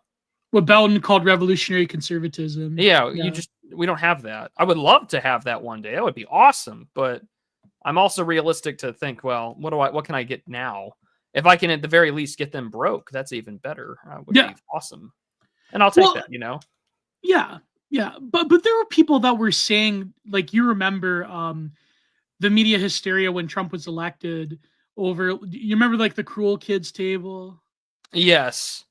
Where people were like pretending that there's like this gigantic conservative revolutionary sea change in the public consciousness. Now, maybe because we're in a media bubble, but like if you do examine what people like, I feel like the big media sea change was like, you know, it was sort of that weaponized desire to just not be seen as like, I'm not a jerk, but like, holy crap cow, you liberals are just so infuriating. Like the joke about like, I don't have any politics, I just really hate liberals. Like that really, that hasn't gone away. No, of course, that'll still be here for quite some time, I think, in a lot of respects. And so, I think they Ghibli-fied the cruel kids table, by the way.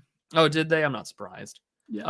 So I really do think that that's just something to consider in this sort of discussion and framework is that, a lot of this is true. And it's important for us to understand the model for how this operates. But, oh, by the way, it's so much deeper than what this article is trying to describe. And if the Doge has been anything, it has shown us very clearly that the rabbit hole is way deeper than anyone thought or realizes, and that's important for us to consider in this whole conversation, because the whole of society has been activated in an area where it's the judiciary more than anything else. You know, like they don't really care about much outside of that. Why would I? Because I can just rely on the judge and rely on these wonderful judges, where a third of them, according to the Federalist, aren't even born in the United States. Oh my god! So it's like, that's interesting. You know, like there should be a birthright. Talk about foreign occupation.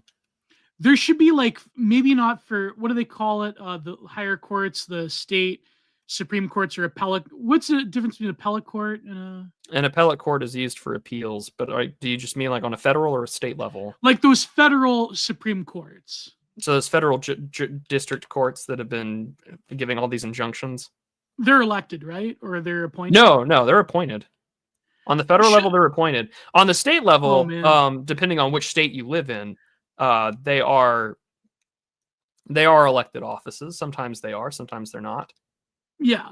It just depends. No, what I mean is that there's a lot of like state Supreme Courts. I think they are elected, but should they not have like, maybe not like lower courts, but like certainly higher courts, like state Supreme Courts? Shouldn't they have like a birthright thing going on? Like you have to be born in America? They should, but those are dependent on the state constitutions and which what their requirements are, and that's a state by state basis. That's the consequence of federalism there. Yeah, true. But that's what I mean. Like there should be like a mandate, there should be something like to have I agree. Yeah. You're not going to get any disagreement from me on this one. I don't think that anyone who was not born here should not be a judge. It's pretty straightforward. Yeah, it's true. Yeah. But I think that also, like, to me, a deeper question would be looking at how the model of information and the model of political belief in the sort of not just North America, I guess like the Anglosphere in general, but also like in any quote unquote liberal democracy where it's supposed to be this like very free floating thing where people are given a basic education that they can have the tools to decide what they believe and what the work that they do. But we all know that that's not real in the sense, like, for example, like you watch like the Adam Curtis documentary, Centuries of the South. Like, it's, there is a technocracy there that is heavily invested both on the corporate, state, and non-governmental level into really probing the very caverns of your soul, if you will, right? In the Foucauldian sense of like the soul is a creation of power to probe into the subject, right? So there is a sense in which people, let's say in civilizations or in nations where there was a coherent sense of who they were, a coherent sense of their national history and their identity, in which there were prescribed to each citizen what they believed, the values of their civilization. But nowadays, because we live in this sort of like quote unquote multicultural democracy, which doesn't really exist, or we have to pretend exists, the way that people gather their political beliefs, the way that they gather their sense of purpose and identity and who they are, the way they believe things about reality, we're given this line that it's like this totally like volunteerist thing, and that the reason people have this like consent manufacturing apparatus is that they choose to believe what they believe in. That's not true. There are many things that go into, in terms of like a meta epistemology, into why people believe what they believe. Now, I think even biology plays into it. I think the state of one's soul plays into what they believe and how they believe things. There are certain populations that are just susceptible to certain ideas throughout history, even to nowadays. Agreed. Yeah. If there's bioregionalism for different groups, like and how people handle things, because there was that article where it's like, why are all these truck drivers looking so tired? And they're all like African and like Saharan or Indian drivers that are like driving in the winter of New York. It's like, because they're not used to this shit, and it's cold, and their bodies are not like, one, they shouldn't just be here. It's that straightforward. And so it's like, okay, so do you not think that certain people are probably also like got certain ideology, or they're like programmed, or there's some inheritability to belief? Probably.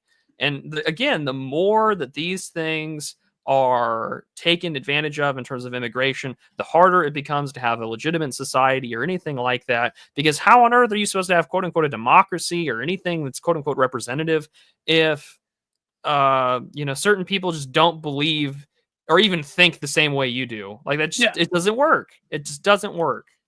Didn't Gobineau or Spangler say that about communism, that it just like there was something inherent within the Eurasian and Chinese soul that was geared towards communism? I think it was Spangler. I think it was Spangler. Yeah. Like there is like also like I think the history and development of peoples as well. Like for example, the British Enlightenment versus the German Enlightenment. and why Two totally different things. Exactly. Yeah. So like that's why you have this more like I think it was Spangler in that one book that said Prussian socialism, that book about like, Germany being a land of always having to worry about their neighbors bred more of a communitarian ethos, whereas the British, being on an island, and to an extent the Irish, having more of like a laissez-faire libertarianism going on, because their enlightenments, in terms of their political enlightenments, manifested quite differently. And another thing too, I think, which I would critique, is that this comes up. I wanted to do a content minded episode in this, but this comes up with people talking about the Euthyphro problem and morality and all these like really, really low IQ Twitter stands. These like, Twitter baddies talking about how like that one hideous cretin, what's his name? Evan Loves whatever. Evan Loves Worf. Yeah. He's talking about like how he had this viral tweet, which I mean, he loves to have a certain certain programs that bought the likes for him. But anyways, he had this thing about how it's quote unquote sociopathic to garner morality from religiosity, because you're not really believing it. You're only believing it as a consequence of punishment. Well, first of all, morality does not work that way in the religious context. Now, it does work for like maybe people that are just like, around the globe, that aren't very smart, that they need a moral system installed in them, But when it comes to a deeper sense of religiosity, when it comes to the belief of the state of one's soul, that, you don't even have to talk about Christianity. The ancient Greeks got this, you know what I mean? Yeah. But also, this goes back to a vulgarized notion of Kantian deontology, where you can't have any interestedness, and you have to like believe it because you believe it freely and rationally, and you can't have like any. First of all, that's an impossibility. Like, everyone believes something not just to their own benefit, but because there is some form of interestedness that plays into their beliefs. So these leftoids that talk about religious people, you're literally giving people an impossible standard. Do you think that they believe, this Evan Loves Worf guy, do you think any leftoid believes things freely and rationally? Or do they believe it because they hate the chuds? Or do they believe it because they have some mixed up notion of fairness and egalitarianism? Why is that correct? Why is that an inherent good? What is the image of thought that is there that gives them this notion that egalitarianism in every context, the veil of ignorance, that's an automatic good? You know what I mean? So in other words, you cannot do this like infinite regression when it comes to morality, to say that this leads into that and you believe this because of that, till you get like turtle shells going all the way down. Sort of like the unprime mover. Eventually, you're going to have a model of morality that accounts for human nature and how people believe things and why they believe things and their own interestedness. So this like rhetorical trick that these leftoids do towards, and when they say religious people, I mean Christianity. That's what they mean. Yeah. They don't care. They don't care what Hindus or Buddhists or Muslims or whoever, they don't care what they believe. They only care about what conservative Christians believe in. So they're setting up this impossible standard as a rhetorical trick, and these idiots lap it up. When in reality, the matter of why people believe things and why people believe things to be moral or unjust or just is very messy and complicated, and often goes down to life experiences and what they were taught and even their biology. And so, like, this is why these arguments against religious-based morality being ghoulish or sociopathic because you only care about the consequences of your actions. Well, a lot of people don't commit crimes because they're worried about the consequences. Not to say that like people are going to go redact people if there was no law, but a lot of people, they would. That's why these anarchists are like moral children. They have like a childish view of morality. These like social anarchist types. It's ridiculous. If you were an anarchist over the age of 15, I'm sorry, you're not going to make it. Okay? Even if you're an ANCAP over the age of 25, you're not going to make it. I'm sorry, okay? Like even Murray Rothbard, near the end of his life, had what you would consider quote unquote fascistic beliefs because of influences by Hans Hermann Hoppe and other people. It's like, I don't know, man. I don't know what to tell you. That's not how human nature works. If you were to deconstruct every single social taboo and every single apparatus of law, it wouldn't work out. People just wouldn't give each other freely the moral law. It's not how it works, man. It's just not. I don't know what to tell you, but a lot of people, like Aristotle was correct about human nature, about certain people. They're just natural indentured servants. I know that sounds terrible. I know we want to say that like everyone's entitled to the same. And by the way, when Aristotle meant that, he didn't mean that like you should treat people that have this slavish character like you should just automatically abuse them. It's like, you wouldn't put it this way. It's inherently cruel to expect people to operate at a higher level when they do not have the intellectual tools to operate at that level. You wouldn't give someone with a severe mental impairment a very complex task. That's cruel. Now, it doesn't mean you abuse those people or like send them into the salt mines, but it means that you should have a natural paternalistic stewardship over people that are not capable of functioning like a fully functional human being. You know what I mean? This is. I remember one time. Do you remember, Prude? Do you remember when? I shouldn't even mention this because I really don't like this guy. But like, do you remember when Sonny owned Gennady on BTR? Do you remember this? No, I don't actually. Well, it was where Gennady was talking about how terrible like it is to believe in like IQ differentials between people and like race and IQ, and like Sonny had this he came back, he said, like, in your mind, you immediately went to the view that if we say that certain people are dumber than other people, then therefore they're worthy of being abused and treated badly. When in actuality, it's an acknowledgement of human differences to treat people accordingly. In other words, it doesn't imply that you should abuse them. It should imply that you should treat them differently and that they have different needs than you have. And Gennady's like, no, that's not what I mean. It's because if you believe that there's differences in race and IQ, then it's going to lead to the mid-century Germans. You know what I mean? So I thought that was a great stream. Yeah, everyone's just haunted by Hitler. Like, I mean, that's all that it's reduced down to. Like, are there innate differences between people? Yeah, absolutely. Like, I am not going to perform cognitively the same way that a sub-Saharan African is. In the same way, I'm probably not going to be able to do like some of the same, like, I don't know, like aquatic abilities that certain people in like Eastern Asian countries or a have. math genius. Like, okay, I'm aware that we're all different, and like that's not a bad thing. However, just identifies that that's not how we should run society, by putting everyone in the same freaking place and being, what's the whole joke about, being reduced to, America can fit the whole earth if we all put ourselves into grain silos. Like, we don't John need Winthrop, that. We turn people into salt and put them in grain silos. Yeah, like we're not that. I appreciate the vice president tweeting that out, but like, I acknowledge differences in IQ, race, and all that jazz. And I also recognize that people who shouldn't be able to perform in my kind of society shouldn't be here. That doesn't make me wanting to put them into a camp. It just makes me recognize that they're not fitted to be here. And it's actually really fucking cruel. It goes back to that paternalism, for them to be here to begin with. Yeah, it's true. And it puts so many people at risk for death. Because, I mean, just look at all the trucking stuff.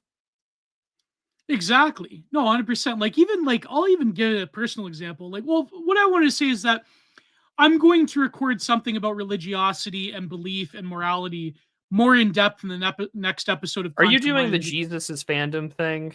Yeah, I'm gonna do that with Kathrine, actually. Oh, okay. Because I've got also we're going. I have something on that coming up as well. Because man, that's been a whirl to watch. Weapons grade coal. Yeah. Yeah.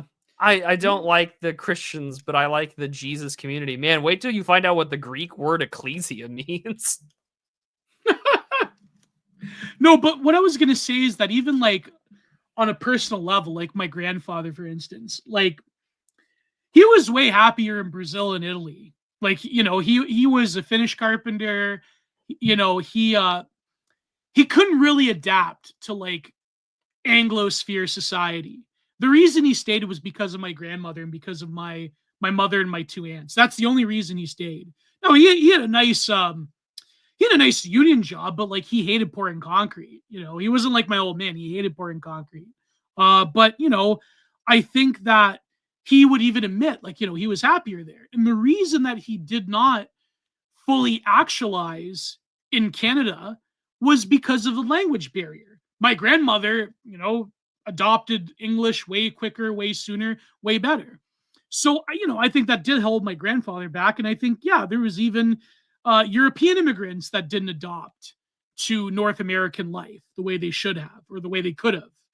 And that's not a shame to admit it. It's just that my grandfather had a better life materially had a better life here, obviously. But in Brazil, he was happier because, he spoke the language. He could interact socially better. And, he also hated the cold, man. That was another thing. He hated the cold, but it is what it is. Yeah, Brazilian living in Canada sounds so fucking miserable. Yeah. My father's side was way more anglicized. Like my great grandmother, my father's side, they were in Toronto, and you have to realize Toronto was a very Anglo city. My great grandmother almost spoke like a British person. Her accent. My grandfather remembers this, and my grandfather, my father remembers this. And so even though they were Italian, they lived in the immigrant section of Toronto. They were heavily anglicized. So that's the difference. And so that's the thing. Like, but what started all this rant was that I don't believe it's like a rhetorical own to say that someone's morality derives from a religious maxim or otherwise. Because I'm sorry, like I've read a lot of Kant in my life. I went to grad school for philosophy, but I'm with Friedrich Nietzsche on this. I'm with Nietzsche on this. Most morality, if not all morality, is interested in some level, has some kind of ulterior motive, has some kind of genealogy behind it that influences its development in public consciousness of any society. And therefore, it's not a shame to admit that. These like modern, rootless, secular, materialist liberals, they like Avron Loves Wharf, they think that their morality is not interested. That one day I just decided that it was totally fair and just and equal based off of rationality. I'm enlightened by my own reason. Yeah, thank you, our atheist, and very cool. Exactly. That one day for my own intellect, that I decided to give children chemicals that would alter them for the rest of their lives. And that's perfectly just. There wasn't a whole apparatus of interested corporations and government bodies and activists and just downright evil people within institutions that want that for you, that decided that there should be a whole apparatus of consent manufacturing that goes into that belief or any political belief. You know what I mean? Like, even you want to get an example for the political right? Like, I know I've been doing the whole I've really been bashing, libertarianism and fusionism. But you think that like the political right in North America just all of a sudden went from more of like an older European style of protectionism and economic determinism towards like, neoliberalism. You think that, like that was just an organic thing? Like the adoption of NAFTA, neoliberal economic policies? No, that wasn't organic. That had a lot of corporate interest behind it. No, there were some people that were pretty swayed by the sort of like, Milton Friedman free to choose arguments, right? When he did the lecture circuit in the late 70s. Yeah. But the thing is, yeah, exactly, FBI, the populist delusion. Exactly. AA really is a political saint, in my opinion. I love the man. You got some things right. Awkward silence.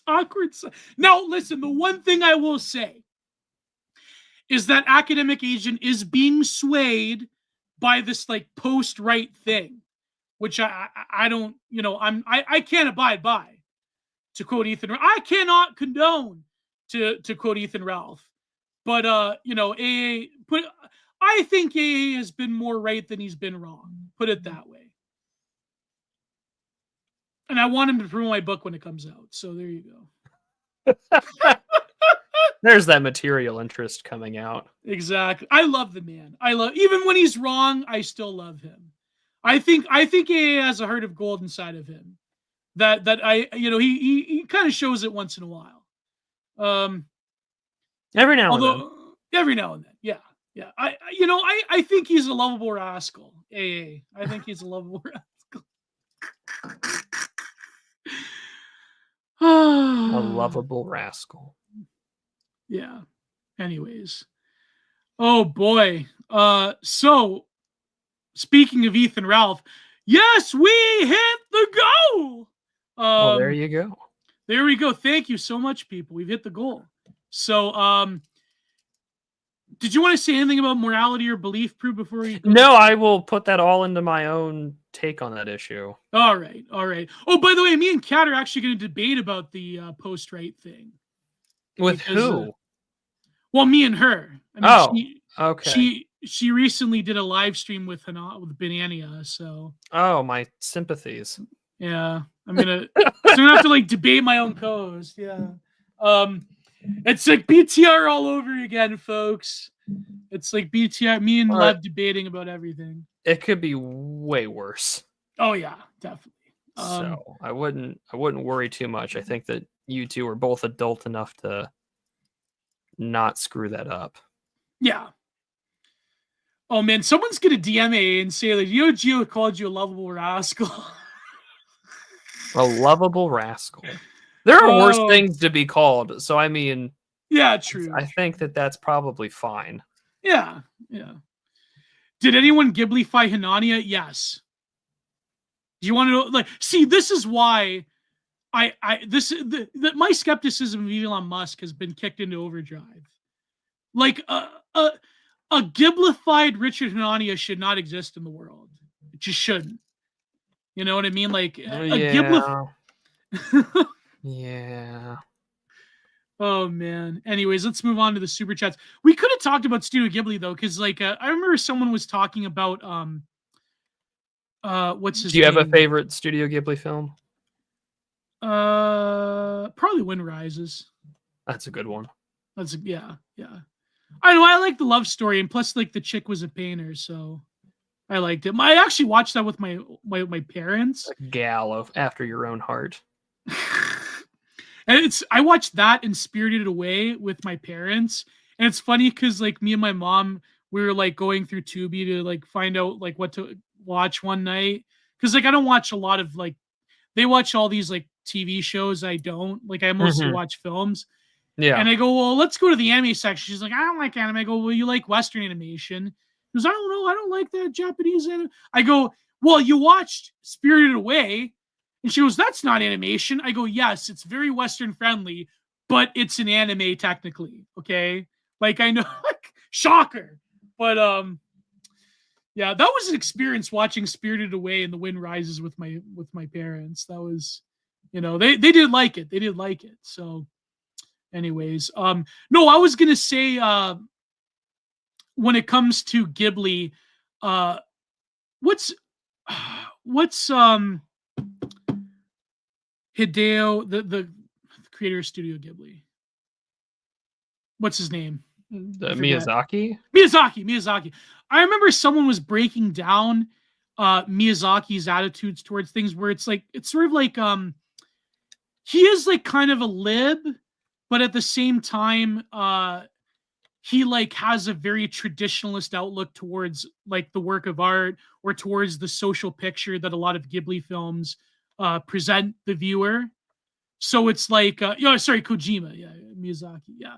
So it's like, it's very weird. It's almost like you have like, in terms of like an aesthetic traditionalism, but at the same time, like a lot of like libs and coding socks people, they love this type of aesthetic. So it's like it's very funny. Yeah, Miyazaki's spiritually right wing, but even though he has to like play towards more of like a leftoid audience, So I remember someone, I forget which Twitter account, it may have been Beautiful Joe, that was breaking down the politics of Miyazaki. Miyazaki's just a leftist from the 80s. Yeah, that's true. That's true. Well, that makes him a fascist by today's standard. Based in Shinto pilled, yeah.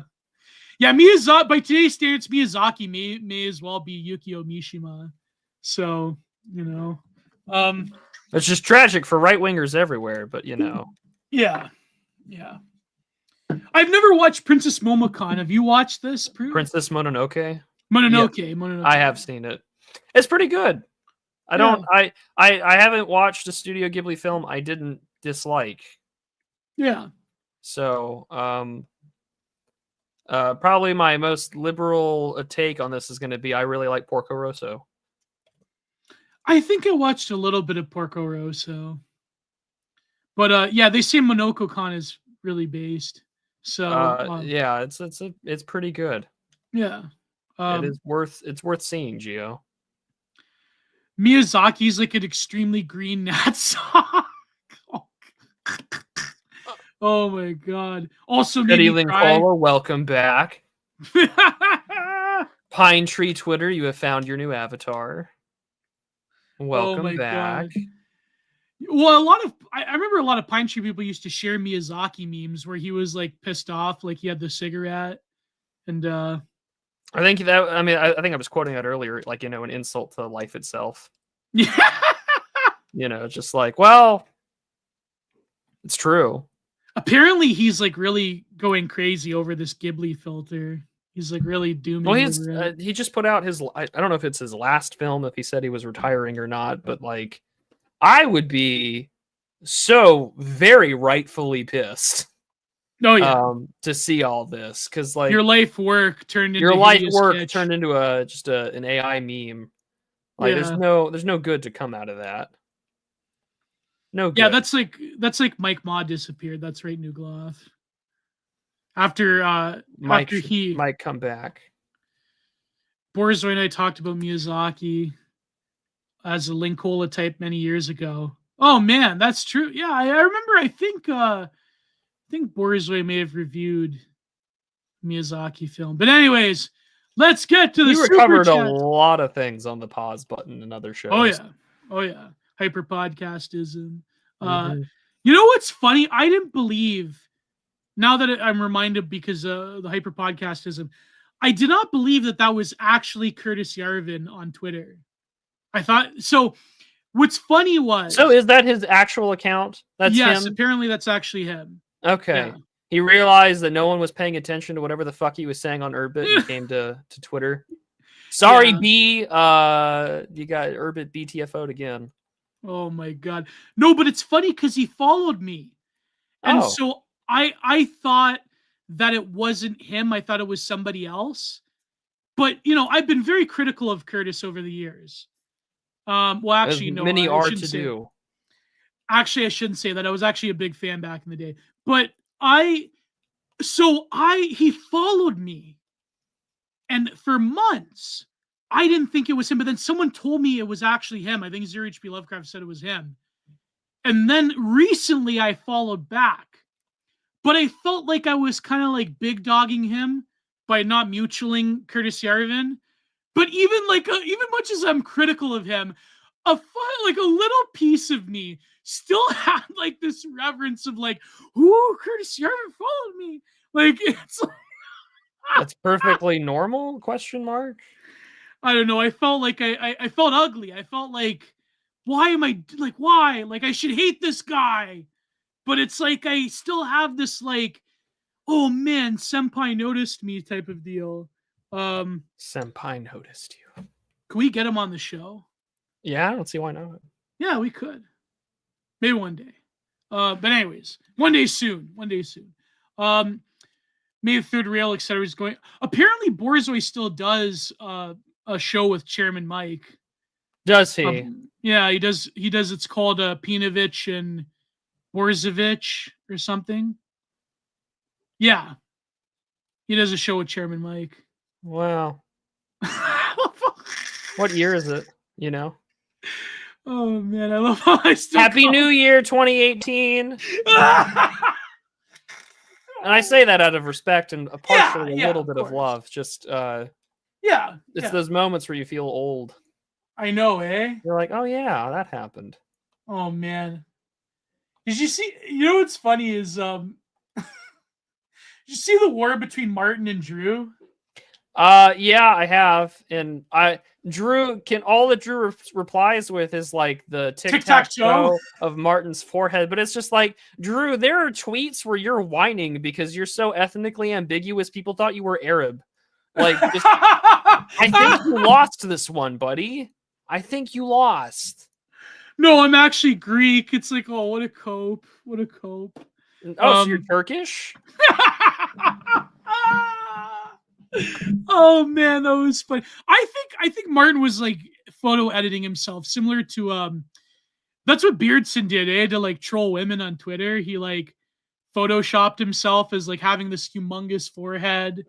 And yeah, it's very funny. There was one thing Martin said to Drew I can't say online. That was very funny. But anyways, it's funny that I can be friends with everybody. Funny I could be friends with Martin. I could be friends with Josh. I could be friends with Borzoi. I could be friends with people that fundamentally hate each other. And I'm always feel like I'm in the middle. You know, it's just, it is what it is, you know. Yeah.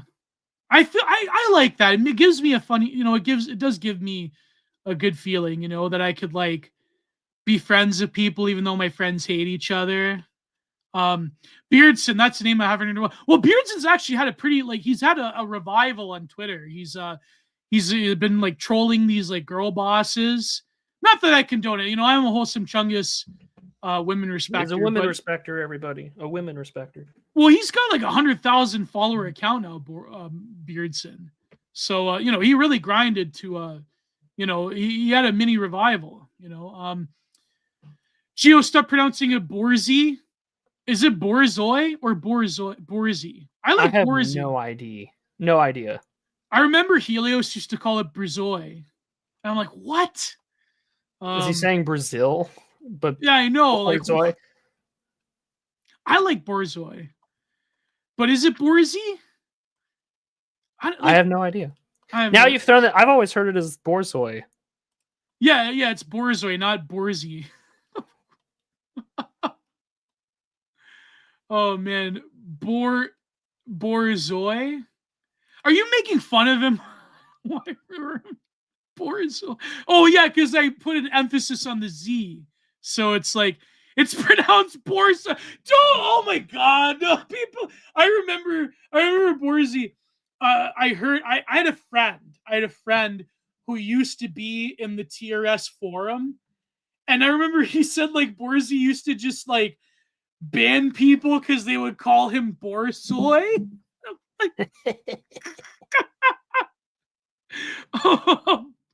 Borsoilet? What are you? Oh man, Borzad. There you go. That's a Canadian pronunciation. Borzad. There you go. Yeah, he used to like ban people left and right. It was like you know.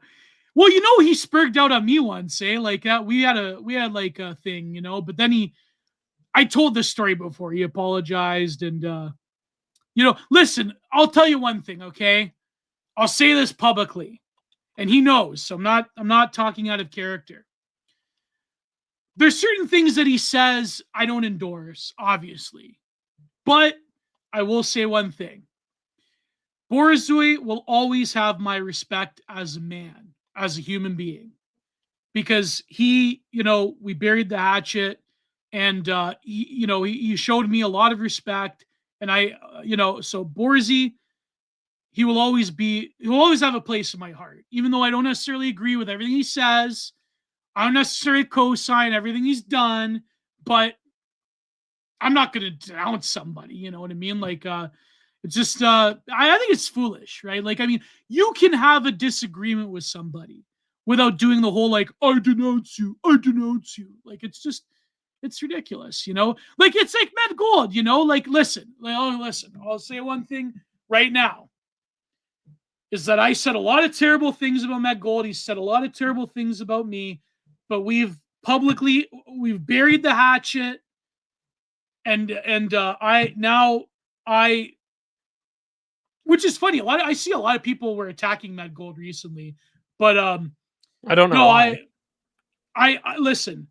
I think Matt Gold, he's a good dude. We buried the hatchet, and you know, I'd rather have people I get along with that I know certain other people don't like, than to have another enemy. I think that's, you know what I mean? So yeah. Gio Pinocchetti, never forgetty. Well, you know, certain people, there's a very short list of people that I will never forgetty, but you know, I can think of maybe 2 or 3 people, but maybe 4 or 5. I don't know. But Med Gold is off my list, and now we're friends, and maybe I'll do content with him in the future. Who knows? Gio found a fellow Brazilian in Med Gold. Listen, I know people that know Med Gold in real life. Apparently, yes, he is Italian. Yeah, he's not like he's not. That photo that people use is fake, by the way. That's not him. That photo, the alleged photo of Med Gold, that's not real. Because you know how I know? Because Med Gold has posted, I think his eyelids, or like I know he's posted his eyes, and they do not match up with the Mexican guy that people allege is Med Gold. That's not him, you know. So, yeah. So I'm a fan of Med Gold. I'm a fan of AA. I'm a fan of Borzy. I'm a fan of Martin. I'm a fan of Josh Neal. And man, it's, you know, if Mark Carney really does want to like go down hard on freedom of speech in Canada, this is going to be played in my future Human Rights Commission case, where it's like, you said you were a fan of Josh Neal. Oh my God. But anyways, let's move on to super chats. Yes. All right. So let's go to entropy first. And we have a few on entropy. I'll go from lowest to highest. So, Dunk the short. It's Owen Zaleski again, isn't it? No, it's the different guy. Dunk the short-legged Mac Daddy. A Chin. It's Turkaya now, by the way. Also, Gio, can we please get a call report on manningformayor.com policy positions?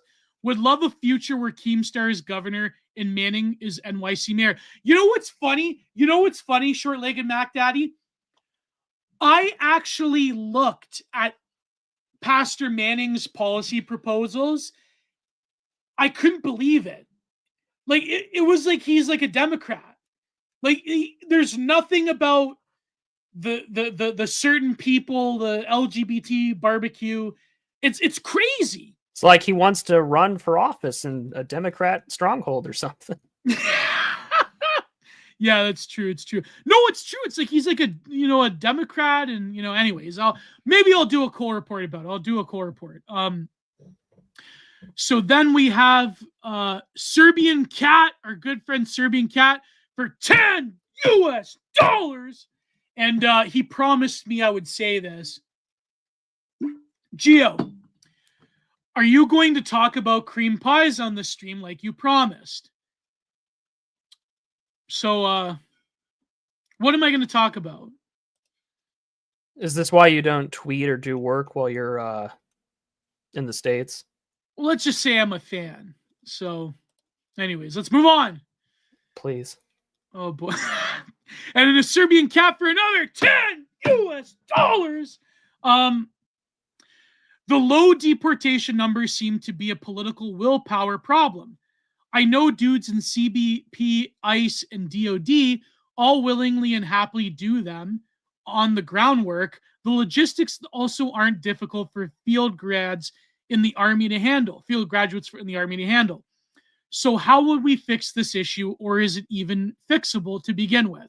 I guess that's more of a question for you, Prude. I don't know. I mean, it has to really just be a political will thing, and I think that it would be good for the Trump administration to like get over this like signal gate thing if they were just like, okay, we're just gonna like nationalize the guard and say Texas. Governor Abbott's all for it, and we're gonna just like go to every place that we know that they might be at, and we're just gonna start doing it. That would be great. But I don't know enough behind it, and I have some friends who are in the Air Force and the National Guard. I should just ask because Yeah.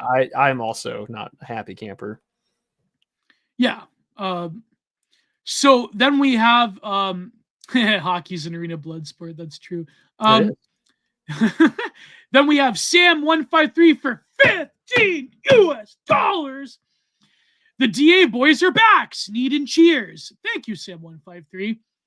And finally, our good friend for $20 US, Charlie Mackey. Thank you so much, Charlie Mackey.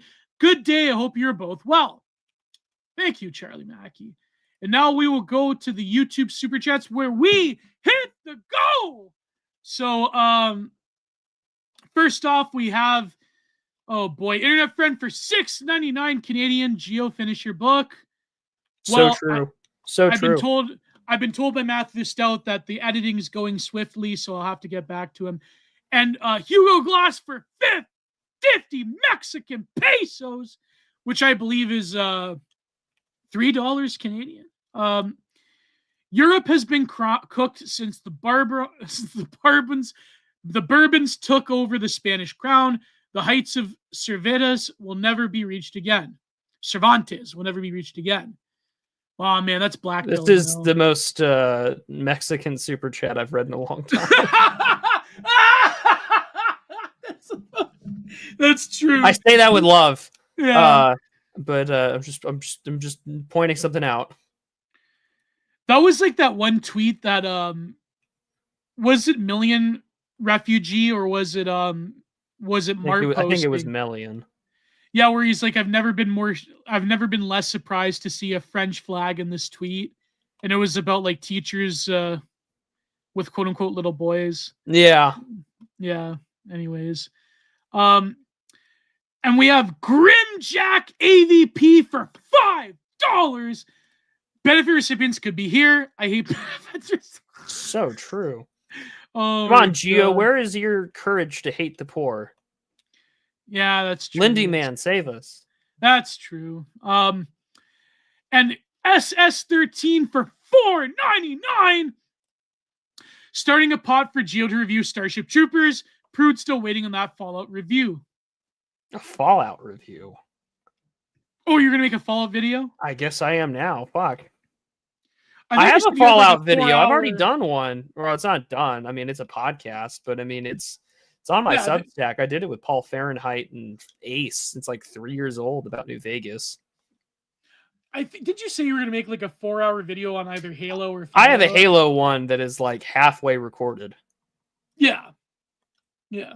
So that after like the amount of content you people are going to get after Easter, I swear. Oh, I have to space it out.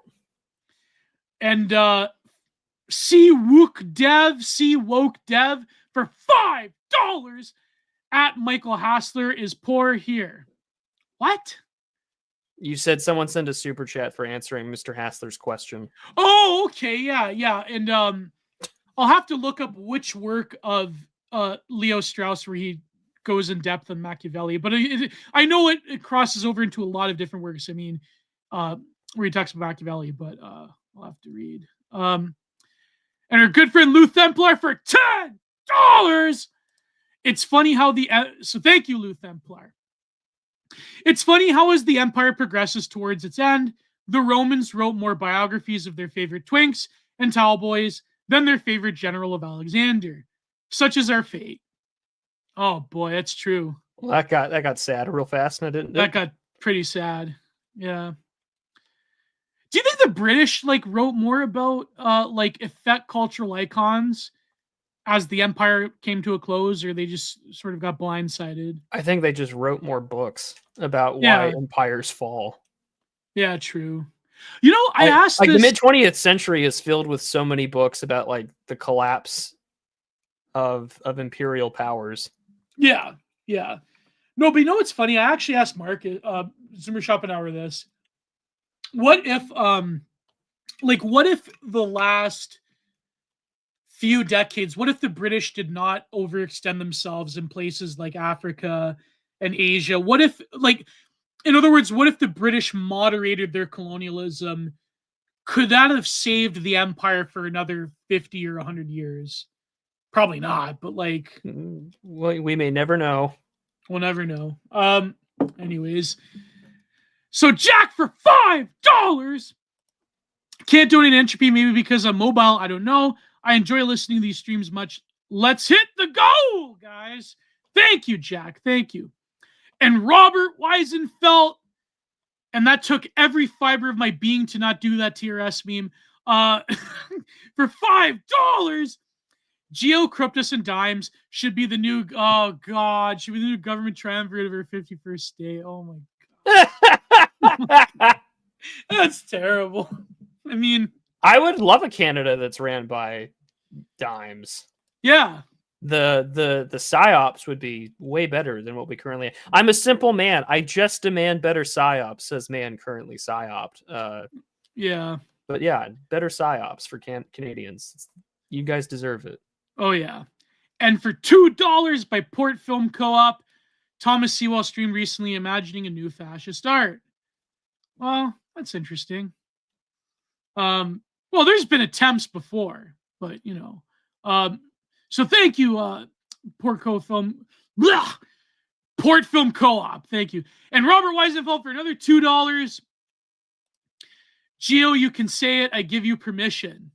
Oh, that's because I was censoring the ethnicity of, well, I don't know, for you YouTube. You can say Jewish, Gio. Can I? Yeah, it's not like you were out here fucking hiling anything. You'll be fine. Yeah, okay, yeah. Well, Tablet Magazine is an openly, Jewish it is one of the largest openly Jewish publications in the United States, yes. Yeah. Along with the Forward. The Forward? Isn't the Forward like the left-wing equivalent of Tablet? I'm pretty sure. Yeah. The Forward is like, hey, you have an anti-Semitic thought. What if we made it a headline? Oh, man. No, I was going to say, let's be real here. Tablet Magazine, they do have, a lot of Likudniks in their editorial board, but they do produce a lot of gems. I have read a lot. There's some really good essay or some writing. Yeah. Actually, I don't want to say essays, but there's some good writing in there. Yeah. That was a good article. Yeah. There's been other ones. I take them with a grain of salt, but you have to realize their biases, of course. But yeah, they are that generally with any good. place you go to. Yeah, exactly. Yeah. You're not going to get objective reporting from, I don't know, the Daily Storm. Does the Daily Stormer still exist? I think on a Russian server. Oh my God. I could be wrong. You have to use Tor to access it. Remember when Elon Musk brought Andrew Anglin back to Twitter?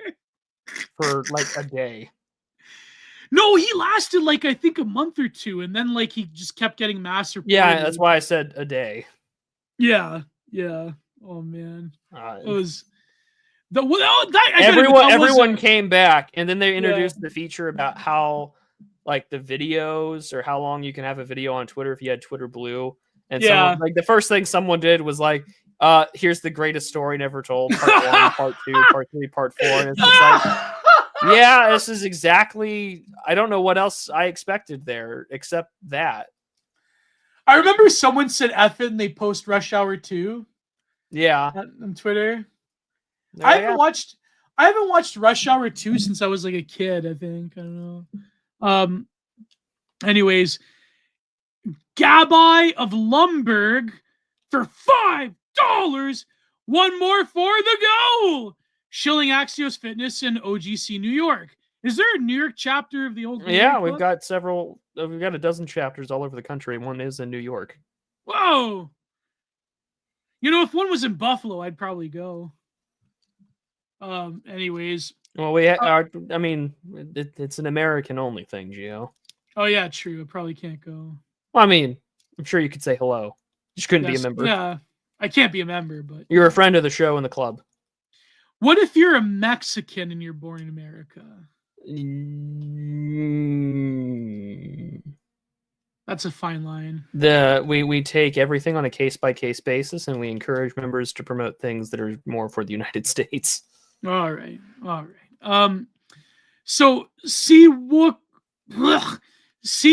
Dev for $5, hitting goals and felting trolls. There you go. Or as Darkside Phil calls them, the detractors. The detractors. The detractors. And Poor Film Co for $2. What do you guys think of War Strike podcast? Well, I mean, they're obviously more serious than the sort of like comedy bent of TDS. I'd lie to you if I told you I didn't watch it. I didn't listen to any amount of War Strike.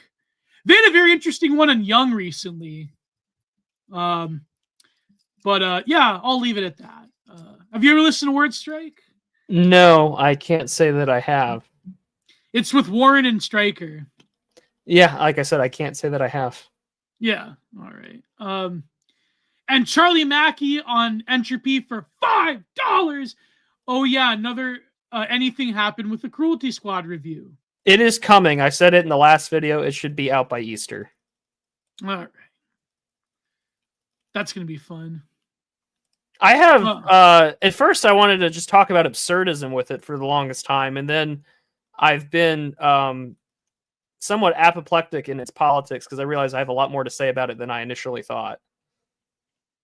Yeah. There's a lot of clones, eh? There's been a lot of, I don't want to, well, yeah, clones would be the right word. Yeah, there's been a lot of indies trying to imitate the style. Oh yeah. Gio, we don't need you timber beef at Area Energy. Well, I don't know. Oh my god. What about when Canada gets statehood? You guys are terrible. You guys. I never want that to happen. Oh, man. I'm on the record of being against Canadian statehood. Every time, like literally like clockwork, every time I ever tweet about anything to do with Canadian politics, I will inevitably get the comment, Gio, don't worry about it. When you become the 51st state X, it's like, oh God, like don't do that. I'm trying to be friendly. Don't do this to me. Don't do this to me. Please, don't turn me into a blood and soil nationalist. I beg you. Oh my God. No, anyways. Well, so like I say, tomorrow I will do a little talk at the Imperium Art Talks with Rachel Haywire on her Substack. I'll look out for the Good Old Boys episode, and Prude has an article out today, and hopefully I'll have another Content Minded by either the weekend or by Monday. And what else do you have to promote, Prude? I will be recording with Zoomer Schopenhauer next week, and then Dimes and I'll have another Do You Even Read episode out sometime soon, and we're going to be covering another sort of meme book of sorts, and I won't say which one, but you'll suffer either way. Is it a Quan Mills book? No, although I still want someone to pay Gio to review that. Yeah. No, we'll be reviewing a book by Mr. Pinker. Oh boy. We love reading our books by Epstein Associates. And all our links are down below. Prude, Subscribestar, my Patreon are both our Substacks. So we sub in that stack. And yeah, so this has been great. So like as we always say, we'll be back next week. Back next week. God bless. Goodbye. Too sweet. See you, gents.